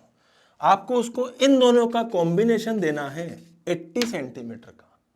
मतलब सर हम कैसे पता करेंगे कि कौन सा 80 वाला है? तो आप क्या करो, F1 लो, इसको F2 लो। अब लिखो 1/F equivalent equals to 1/F1 plus 1/F2। बोला हाँ यार बात तो सही यार। इसका मतलब आपको कॉमन कितना, दोनों का मिला के कितना चाहिए? 80। तो आप उसको लिख दो 1/80 बराबर 1/F1 plus 1/F2। This is the first equation for combination of lenses. अब इसके अंदर आपको क्रोमेटिज्म चाहिए कि एक्रोमेटिज्म चाहिए? एक्रोमेटिज्म चाहिए, तो उसके लिए ये कंडीशन भी फुलफिल होनी चाहिए। तो इस लेंस की डिस्पर्सिव पावर क्या है वो आपको ऑलरेडी पता होती है। हाँ बोल पता होती है डिस्पर्सिव पावर, तो उसके पैकेट पे लिखी होती है। बोला ठीक है, तो इसका ओमेगा 1 है और इसकी ओमेगा 2 है। आपको सेकंड इक्वेशन कौन सी लगानी है? जैसे आपको सेकंड इक्वेशन लगानी है कि omega 1/F1 plus omega 2/F2 is equal to 0। अब हो सकता है कि आपको ओमेगा 1 ओमेगा 2 दे रखा हो, है ना, जो भी दे रखा हो 1 2 3 4 जो भी दे रखा हो, उससे आपको F1 F2 में दो इक्वेशंस मिल जाएंगी, और there are two variables, one is F1 one is F2। Now you have to solve and get the value of F1 and F2। दुकानदार ने कहा ठीक है भैया। इससे क्या होगा, बोला F1 और F2 की जब आपको वैल्यूज मिल जाएंगी तो आप F1 फोकल लेंथ का लेंस उठाइए, फिर F2 फोकल लेंथ का लेंस उठाइए, दोनों को चिपकाइए, बढ़िया पेस्ट कीजिए, चश्मा बनाइए, कस्टमर को दीजिए, 100% कस्टमर सेटिस्फेक्शन मिलेगा, मजा आ जाएगा, दुकान चल पड़ेगी। ओ ये दुकानदार के तो मजा आ गए भाई साहब कि इंजीनियर ने समझा दी पूरी बात। तो ये पूरा का पूरा जो खेल है दिस इज क्रोमेटिज्म, और इसको इस खेल को खत्म करने का जो तरीका होता है, मतलब ये जो डिफेक्ट है इसको खत्म करने का जो तरीका होता है इसको बोलते हैं एक्रोमेटिज्म। Getting my point. तो बेटा अच्छे लेंस अगर होंगे तो वो इस तरह से जो ये जो ब्लर हो रहा है यहाँ पे इमेजेस, ये ब्लर क्यों होती है, क्योंकि लाइट टूट जाती है बहुत सारे हिस्सों में, तो वो चीज यहाँ पे नहीं होगी एक्रोमेटिज्म से। तो हमें इस फॉर्मूले का इस्तेमाल करना है। ये क्या है, this is the condition for achromatism. इसका मतलब यही है कि जो लेंस है वो लाइट को नहीं तोड़ेगा। तो अच्छी क्वालिटी के लेंस, अच्छे लेंस हमेशा इस चीज को फॉलो करते हैं। This is the condition for achromatism. Omega 1 by omega 2 sorry omega 1 by f1 plus omega 2 by f2 equals to 0। Omega 1 and omega 2 are the dispersive powers respectively. ये dispersive powers है, ये हर lens के ऊपर आपको लिखी हुई मिलेगी या उसके पैकेट पे आपको लिखी हुई मिलेगी। ये बात किसने बोली, इंजीनियर ने बोली दुकानदार को, जो कि चश्मे बेचता था और लेंस बेचता था। तो समझाया कि बेटा जब भी आप लेंस बेचो, जब भी किसी व्यक्ति का चश्मा बनाओ, तो आपको इक्विवेलेंट पता है 80, आपको F1 F2 निकालने पड़ेंगे। उस फोकल लेंथ के आप फटाफट से लेंस उठाइए, दोनों को चिपकाइए बढ़िया वजह से और उसको बेचिए। Getting my point. इससे क्या, और हमेशा एक one should be converging and another should be diverging. एक कन्वर्जिंग होना चाहिए, डाइवर्जिंग होना चाहिए, दोनों मिला के जो बनेगा वो होना चाहिए जो हमें चाहिए। 80 चाहिए तो 80 होना चाहिए, 90 चाहिए तो 90 होना चाहिए। किसी की पावर जैसे मान ले 1 है तो उसके लिए कितना चाहिए, 1/1 100 सेंटीमीटर की फोकल लेंथ चाहिए तो 100 होना चाहिए वहां पे। फिर तो वो सारे का सारा जो खेल है वो डिपेंड करेगा कि आंखें किस लेवल तक खराब है या किसके लिए लेंस चाहिए। इवन किसी भी इंस्ट्रूमेंट का भी लेंस की अगर हम बात करते हैं, टेलीस्कोप, माइक्रोस्कोप, कंपाउंड माइक्रोस्कोप, अपने कैमरा वगैरह, जितने भी अपन लेंस की बात करते हैं, सब में ये कंडीशंस हम लोग अप्लाई करते हैं। Getting my point. तो ये फोकल लेंथ की बात हो रही है बेटा यहाँ पे, और यहाँ पे और किस चीज की बात हो रही है, ये फोकल लेंथ और हमारे पास में डिस्पर्सिव पावर की बात हुई थी। इन दोनों से मिला के कंडीशंस फॉर एक्रोमेटिज्म हम लिखते हैं। तो आप इसको नोट डाउन कीजिए, इस पे एक सवाल करते हैं फिर आगे बढ़ते हैं।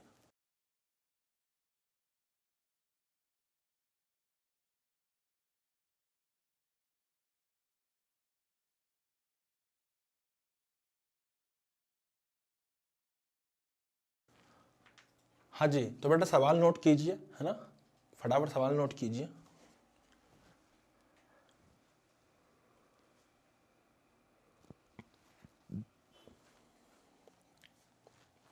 हाँ जी, सवाल में क्या बोला है हम लोगों को, हमें जो रिक्वायर्ड फोकल लेंथ है, required focal length is 10 centimetre positive. इन्होंने बोला है कि जो डिस्पर्सिव पावर है that is omega 1 by omega 2 वो हमें 2:1 में दे रखी है। कितने में दे रखी है, 2:1 में, 2:1 में वो हमें दे रखी है। पूछा क्या गया है, पूछा गया है कि find the focal length of both the lenses for condition of achromatism. तो इसका मतलब हमें simple omega 1 by f1 plus omega 2 by f2 equals to 0 करना है। And what is omega 1, omega 1 हो जाएगा 2, f1 हो जाएगा f1 प्लस ओमेगा 2 कितना हो जाएगा, उसकी वैल्यू 1 है, f2 कितना हो जाएगा, we don't have any idea, equals to 0। बेटा this is the first equation which we have to solve. And what is the second equation, इसके अंदर सेकंड इक्वेशन क्या हो जाएगी, 1 by f equivalent which is 10 बराबर 1 by f1 plus 1 by f2।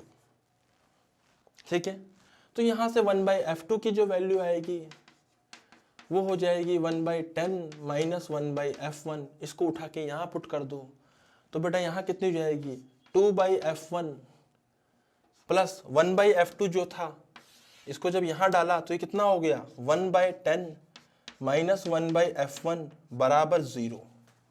इसको solve किया तो 2 by f1 बराबर माइनस 1 by 10 आया, तो f1 आया -20 सेंटीमीटर। मैंने कहा था ना एक नेगेटिव आएगा और एक 100% पॉजिटिव आएगा। अभी अपन करके देखते हैं। तो बेटा F2 की वैल्यू कितनी हो जाएगी 2/F1। F1 कितना है -20 प्लस 1/F2 इक्वल टू 0। इस इक्वेशन को मैंने यहाँ पे पुट करके देखा है। F1 की वैल्यू यहाँ पुट कर दिया, कैंसिल आउट हो जाएगा, ये बन जाएगा 1/10, उधर जाएगा तो हो जाएगा पॉजिटिव में 1/10। तो F2 बराबर 1/10 and after solving this F2 की वैल्यू आएगी 10 सेंटीमीटर। मतलब 1/F2 था तो F2 की वैल्यू आ गई 10 सेंटीमीटर। तो बहुत ही प्यारा सवाल है बेटा एक्रोमेटिज्म के ऊपर, बिल्कुल सिंपल सा। तो कितने प्यारा इसके अंदर हम लोगों को वैल्यूज गिवन है, कोई टफ वैल्यूज नहीं है, कितनी सिंपल वैल्यूज गिवन है। कोई ऐसा नहीं है कि भाई ओमेगा 1 ओमेगा 2 को बहुत खतरनाक सा दे दिया हो, बिल्कुल सिंपल सा, बिल्कुल सिंपल सा। Getting my point. तो बेटा इसको आप फटाफट से नोट डाउन कीजिए, फिर अपन फटाफट से एक और सवाल करेंगे इसके अंदर। जल्दी से फास्ट नोट डाउन कीजिए जल्दी से।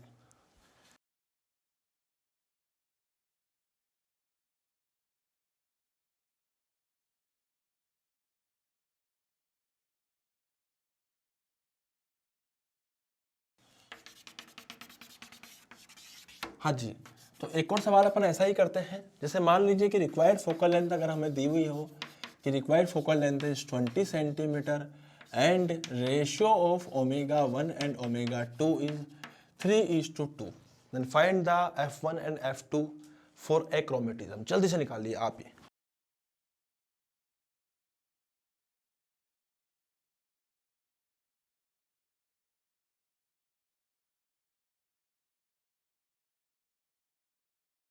हाँ जी बेटा, तो ये आया यहाँ पे 3/2 आ रहा है। तो ओमेगा 1/ओमेगा 2 जो है उसको हम लिख सकते हैं 3/2। तो what is F1 F equivalent equals to 1/F1 plus 1/F2। बेटा किसी भी सवाल में देख लो एक पॉजिटिव आएगा कि नेगेटिव आएगा। वैल्यू पुट करी, वाह 1/20 इक्वल्स टू 1/F1। F1 कहाँ गया F1? है ही नहीं, F1 निकालना है हमें, सही है ना, प्लस 1/F2। सिमिलरली कितना हो जाएगा omega 1/F1 plus omega 2/F2 equals to 0। ये तो फर्स्ट इक्वेशन हो गई, ये सेकंड इक्वेशन हो गई। इसी को आगे सोल्व करते हैं हम लोग। सोल्व करने पे हमें क्या मिलेगा, यहाँ पे ओमेगा की वैल्यू डाल दी हमने 3/F1 प्लस ओमेगा 2 की वैल्यू डाल दी 2/F2, वाह वाह इक्वल्स टू 0। सही है। तो इसकी वैल्यू अब हम क्या करेंगे, यहाँ से वैल्यू उठा के यहाँ पुट करेंगे। कितना आएगा 3/F1 प्लस 1/F2 कितना होएगा बेटा 1/20 माइनस 1/F1 इक्वल्स टू 0। सही है। तो 1/F2 बराबर 1/20 माइनस 1/F1 इंटू 2 बराबर 0। तो सोल्व करने पे यहाँ पे कितनी वैल्यू आएगी, यहाँ पे सोल्व करने पे आएगी 3/F1। देखो मैं लिख रहा हूं 3/F1 प्लस 1/10 माइनस 2/F1 बराबर 0। गेटिंग माई पॉइंट, 2/F1 बराबर 0। तो बेटा यहाँ से F1 की वैल्यू आ जाएगी 1/F1 बराबर माइनस 1/10। तो F1 आ गया -10 सेंटीमीटर, मतलब डाइवर्जिंग लेंस आ चुका है। अब F2 कितना आएगा वो यहाँ से निकाल लेंगे, अबे सही है ना। तो यहाँ से अगर मान लीजिए 1/20 माइनस 1/10 था, इधर आके बन जाएगा प्लस 1/10 बराबर 1/F2। तो बेटा F2 की वैल्यू यहाँ से आएगी, कितनी आएगी 20/3 सेंटीमीटर। आपने सर ऐसे कैसे कर दिया, बेटा कर दिया तुम भी कर सकते हो। जब भी ऐसे उल्टे जोड़ने दोनों को ऊपर मल्टीप्लाई कर दो नीचे प्लस कर दो। तो ऊपर मल्टीप्लाई करने पे 200, नीचे प्लस करने पे 30, 200/30 मतलब 20/3। सिंपल सी सटीक सी बात है। इसको सॉल्व कीजिए, खत्म बात फटाफट से। Thank you.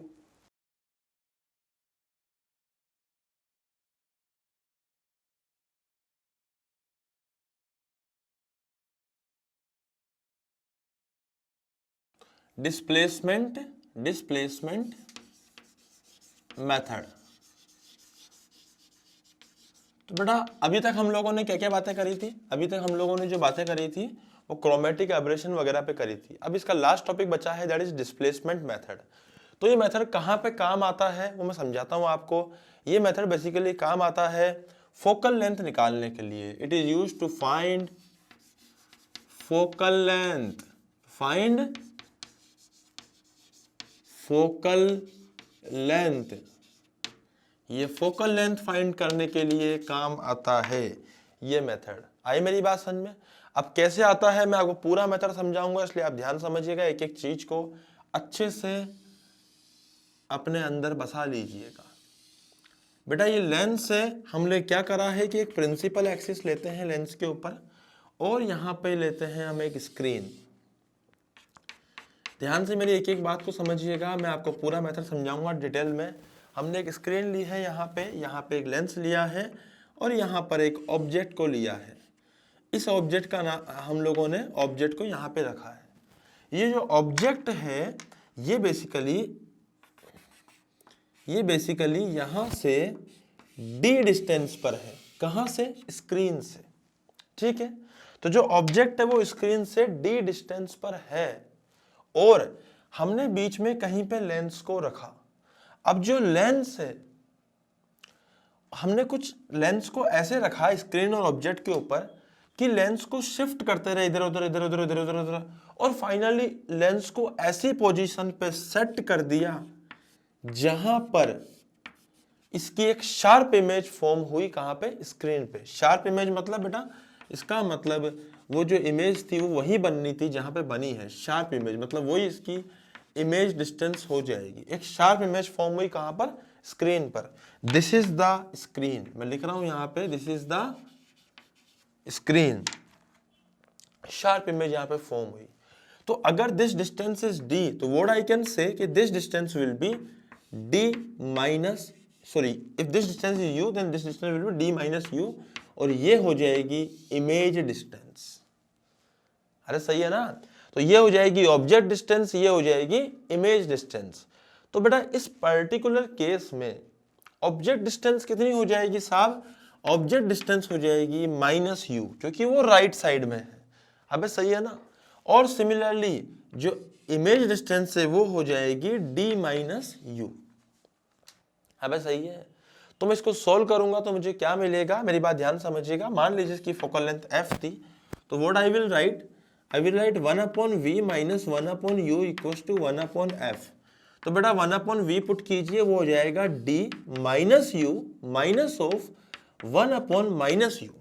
सही बात है, क्योंकि u की वैल्यू माइनस यू है, इक्वल्स टू हम लोग यहाँ पे f कर देंगे। अरे सही है? अब इसका एलसीएम लिया, तो एलसीएम लिया तो कुछ कुछ ऐसा आया कि भैया नीचे की तरफ तो आएगा d माइनस यू, और एक और साथ में एलसीएम में u हो जाएगा, ऊपर आएगा u plus d minus you बराबर फोकल लेंथ। सही बात है? तो इसको इससे उड़ा दो, जो बचेगा उसको मल्टीप्लाई कर लो। तो देखो मल्टीप्लाई करने पे आएगा d equals to D U F minus U square F. सही बात है? तो यहां से सोल्व करके हम लोग इसको ऐसे लिख सकते हैं। तो बेसिकली अगर मैं इसको इधर लाऊंगा तो ये क्या आएगा? ये आएगा U square into F minus D you into F. बेटा थोड़ी सी गड़बड़ हो गई, ये 1/f था, तो ये जो मल्टीप्लाई होगा ये df से इस तरफ होगा, इस तरफ नहीं होगा। मैं दोबारा से इसको बता देता हूँ आपको। एक्चुअली मैंने f ऊपर लिख दिया, ये f ऊपर नहीं होगा, थोड़ी सी गड़बड़ हो गई यहाँ पे, ये 1/f होगा। ठीक है, तो 1/f लेना है। जब आप इसका एलसीएम लोगे तो एलसीएम सोल्व करने के बाद कितना आएगा? ऊपर इधर आएगा d into F equals to D U minus U square. इसको जब आप सोल्व करोगे तो मैं फिर से लिख देता हूँ यहाँ पे, इसको सोल्व करने पे यह आएगा U square minus D U plus F D equals to 0। Getting my point? D square minus D U plus F D बराबर 0। ये क्या आ रहा है? ये एक क्वाड्रेटिक इक्वेशन आ गई यू के टर्म्स में। कौन सी इक्वेशन? Quadratic equation. तो बेटा इसका आगे सोल्व करेंगे हम लोग। अभी पहले आप एक काम कीजिए, इसको पूरा नोट डाउन कीजिए, फिर अपन लोग इसमें आगे बढ़ते हैं। ठीक है, फटाफट पहले नोट डाउन कीजिए।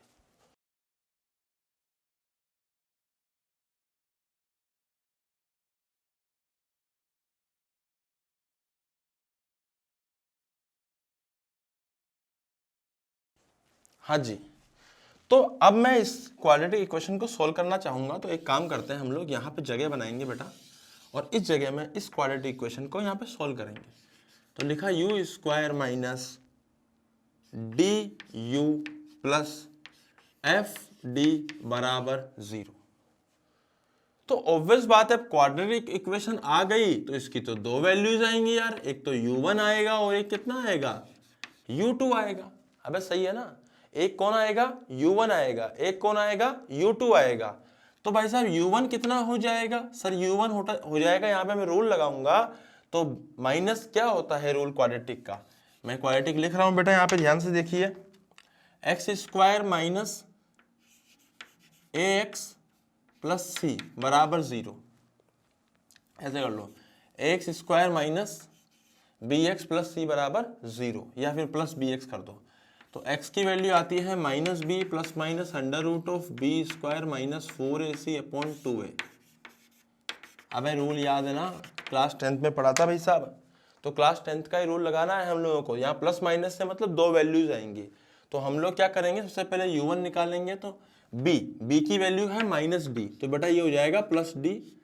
उसके बाद हो जाएगा यहाँ पे minus under root of D square minus 4ac। तो 4 तो 4 हो जाएगा, a कितना है 1 और c कितना है एफ डी।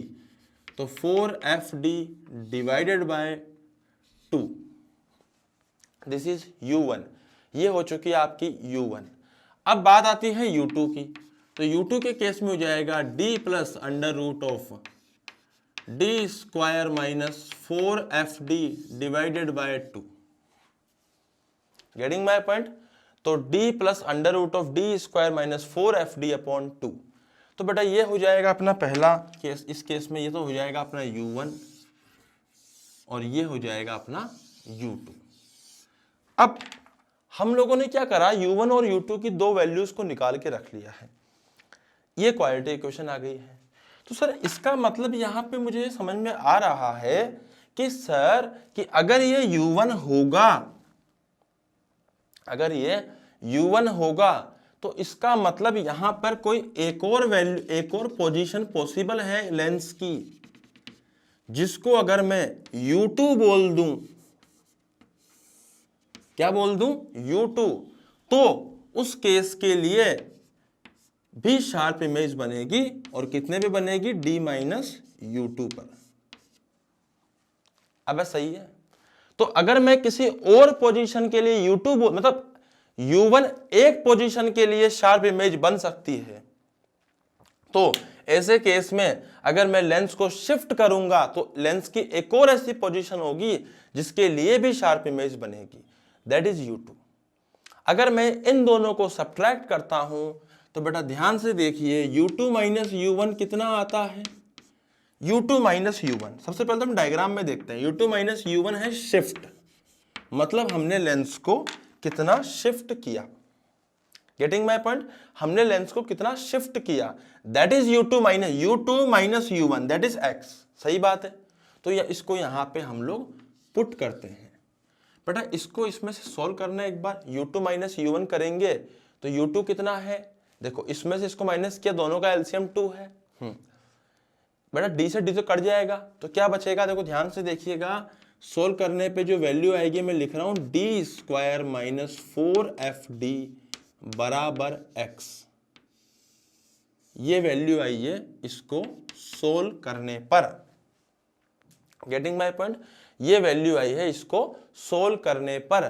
तो अब मुझे क्या करना है, अब मुझे इस वैल्यू का ही यूज करना है। तो बेटा इस वैल्यू को मैं कैसे यूज करूंगा, जरा ध्यान से देखिए, है ना। आपको ये दिख रहा है बेटा यहाँ पे इस जगह पे, है ना, ध्यान से देखिए।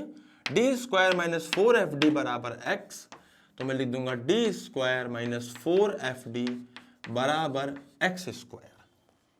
Getting my point. तो इसको और सोल्व किया हम लोगों ने, इसको उधर ले गए, इसको इधर ले आए, तो कितना आया, D square minus x square upon 4d बराबर f। ओबे फॉर्मूला मिल गया बहुत शानदार फोकल लेंथ का। क्या मिला सर, डी क्या है, ऑब्जेक्ट और इमेज की डिस्टेंस, सॉरी ऑब्जेक्ट और स्क्रीन की डिस्टेंस, वो तो फिक्स है। ऑब्जेक्ट और स्क्रीन के बीच की डिस्टेंस वो तो फिक्स है। हाँ सर बात तो सही यार, ऑब्जेक्ट और स्क्रीन के बीच की डिस्टेंस तो पूरी की पूरी फिक्स है। हाँ भाई, और उसके अलावा हमने लेंस को किसी एक पोजीशन पे सेट किया, वहां पे शार्प इमेज बनी, फिर दोबारा हिलाया, फिर सेट किया, वहां पे शार्प इमेज बनी। तो इन दोनों बीच की जो डिस्टेंसेस थी दैट इज x, तो हमें सिर्फ और सिर्फ अगर d और x पता हो तो हम फोकल लेंथ निकाल सकते हैं किसी भी लेंस की। Getting my point? पक्का? तो बेटा फटाफट से एक काम कीजिए, आप इसको पूरा नोट डाउन कीजिए। मैं बता देता हूँ सीक्वेंस क्या है। सीक्वेंस ये है, this is first part, this is second part and this is third part. पहले आप इसको लिखना है, फिर आपको इसको लिखना है, फिर आपको इसको लिखना है। Getting my point? तो इस तरह से सीक्वेंस में आपको तीनों को लिखना है, देन उसके बाद अपन लोग आगे बढ़ेंगे। तो पहले फटाफट से इसको नोट डाउन कीजिए पूरे को, देन उसके बाद हम कुछ क्वेश्चंस करेंगे, देन आगे बढ़ेंगे। ठीक है, फटाफट से नोट डाउन कीजिए।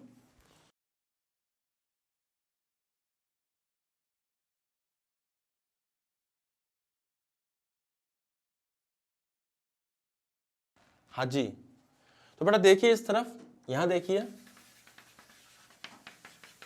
इसको मैंने एक बॉक्स में पैक कर दिया है और इसको भी मैं यहाँ पे पैक कर रहा हूँ। तो बेटा सबसे पहले तो सवाल नोट डाउन कीजिए आप लोग फटाफट से, जल्दी से, फटाफट से, फास्ट।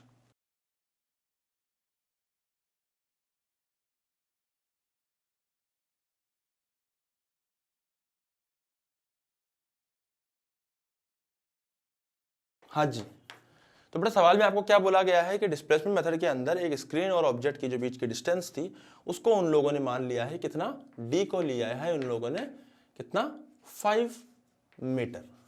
Getting my point? ऐसा उन्होंने बोला है कि 5 मीटर उन्होंने d को माना है। अगर ऑब्जेक्ट को जो है, अगर लेंस को जो है, लेंस को हम लोग x डिस्टेंस मूव करते हैं तो उसके अंदर हमें 2 शार्प इमेजेस दिखाई देती है, और जो x डिस्टेंस है वो कितना दिया हुआ है इसके अंदर, वो x डिस्टेंस दे रखा है इन लोगों के द्वारा 1.5 मीटर। कितना? 1.5 मीटर।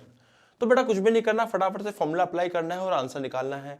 पूछा गया है फोकल लेंथ कितनी है, तो फोकल लेंथ हो जाएगी साहब d square minus x square divided by 4 into D. भाई साहब d कितना है, जल्दी से d की वैल्यू पुट कीजिए। d की वैल्यू 5 का स्क्वायर, 1.5 का स्क्वायर, 4 इंटू डी की वैल्यू 5। सॉल्व करने पे कितना आएगा, 5 का स्क्वायर हो जाएगा 25 माइनस 1.5 का हो जाएगा 2.25 डिवाइडेड बाय 5 इंटू 4 हो जाएगा 20। ठीक है, तो 5 का स्क्वायर 25, 1.5 का 2.25 और 5 इंटू 4 20 यहाँ पे हो जाएगा। तो बेटा इसको सोल्व हम लोग कर सकते हैं। 25 में से 2 जाएंगे तो कितने बचेंगे, मात्र 23। उसमें से 0.2 और चला जाएगा तो ये बचेगा 22.75 डिवाइडेड बाय 20 मीटर। तो ये इसका फोकल लेंथ आएगा। Getting my point? तो बेटा इसको फटाफट से नोट डाउन कीजिए, उसके बाद फिर हम लोग आगे बढ़ेंगे।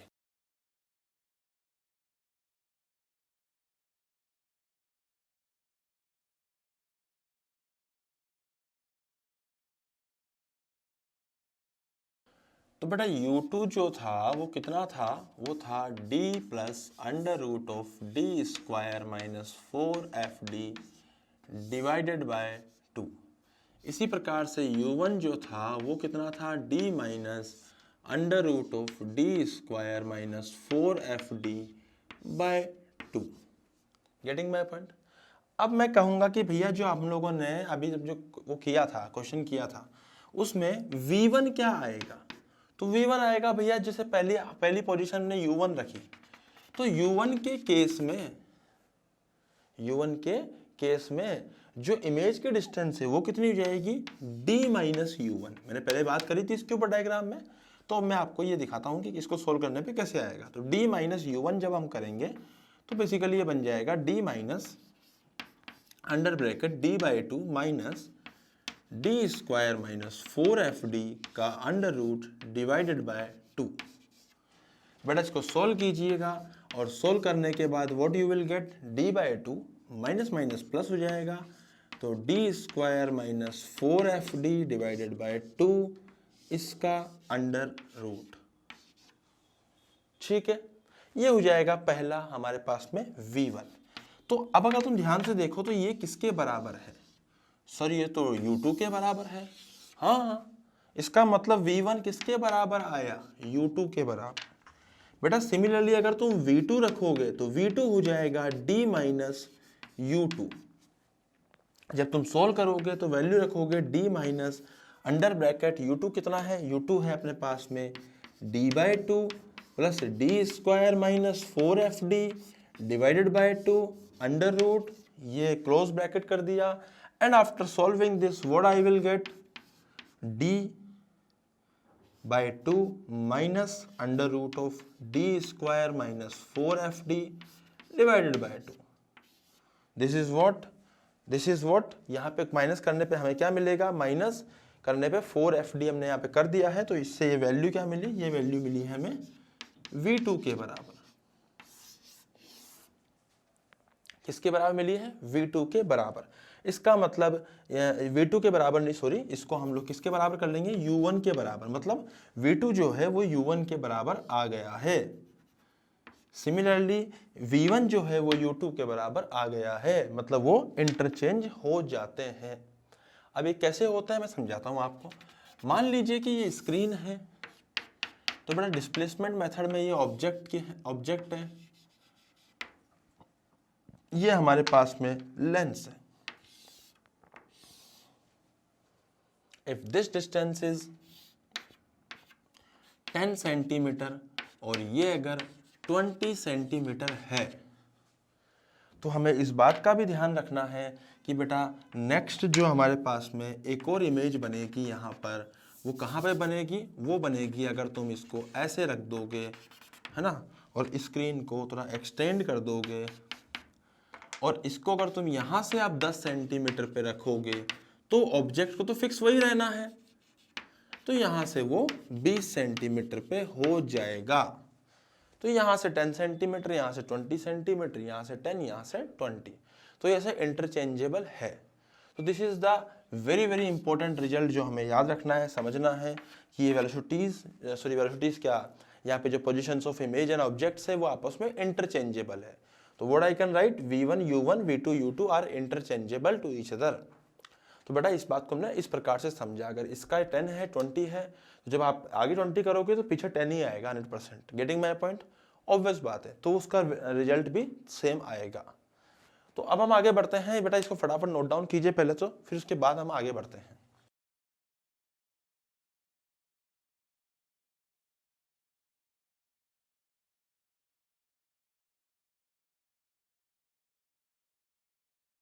तो अब मैं आपके सामने एक और बात करूंगा, वो बात है मैग्निफिकेशन की। मैग्निफिकेशन, सर मैग्निफिकेशन की बात कैसे कर दी? मैग्निफिकेशन की बात मैं करता हूं। मान लीजिए फर्स्ट केस के लिए मैग्निफिकेशन हो जाएगा M1 और मल्टीप्लाई करके मैं सेकंड के लिए लिख दूंगा M2। तो फर्स्ट केस के लिए मैग्निफिकेशन की वैल्यू होगी कितनी? सर वो हो जाएगी M1 हो जाएगा V1/U1 मल्टीप्लाई बाय V2/U2। अरे सही है ना? पर अभी भी तो हमने समझा कि जो V1 है वो U2 के बराबर है और जो U1 है वो V2 के बराबर है। तो भाई साहब दोनों को सोल्व करने पे तो 1 आ गया। ओहो, तो इसका वैल्यू कितनी आ गई? 1 आ चुकी है। तो इससे फिर हम लोग एक इंपॉर्टेंट रिजल्ट की तरफ आगे बढ़ते हैं। और वो इंपॉर्टेंट रिजल्ट क्या है? वो इंपॉर्टेंट रिजल्ट है कि पहले वाले की हाइट ऑफ ऑब्जेक्ट, मान लीजिए को इमेज अपने को दे रखी है, height of image of 1 divided by height of object multiply by, second वाले केस में हाइट ऑफ इमेज जो आ रही है वो आ रही है HI2 और हाइट ऑफ ऑब्जेक्ट सेम है, ये 1 के बराबर आ रहा है। तो बेटा इसको सोल्व करने पे height of image 1 height of image 2 equals to height of object का स्क्वायर। एंड मैं ये भी लिख सकता हूं कि हाइट ऑफ ऑब्जेक्ट हो जाएगा under root of HI1 under root of HI2। Getting my point? तो ये रिजल्ट जो है बहुत बहुत बहुत जरूरी है, बहुत काम आता है। कई सवालों के अंदर सिंपल डायरेक्ट सवाल पूछ लिया जाता है। मान लो सवाल ने पूछा, सवाल लिखो फटाफट से, क्या पूछा, जल्दी सवाल लिखो।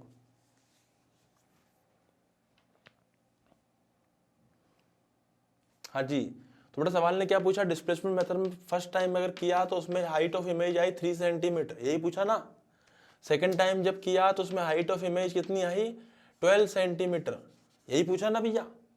तो पूछा गया है बताइए हाइट ऑफ ऑब्जेक्ट कितना है, तो बेटा कुछ नहीं करना, दोनों का मल्टीप्लाई करना है, सीधा आंसर निकालना है।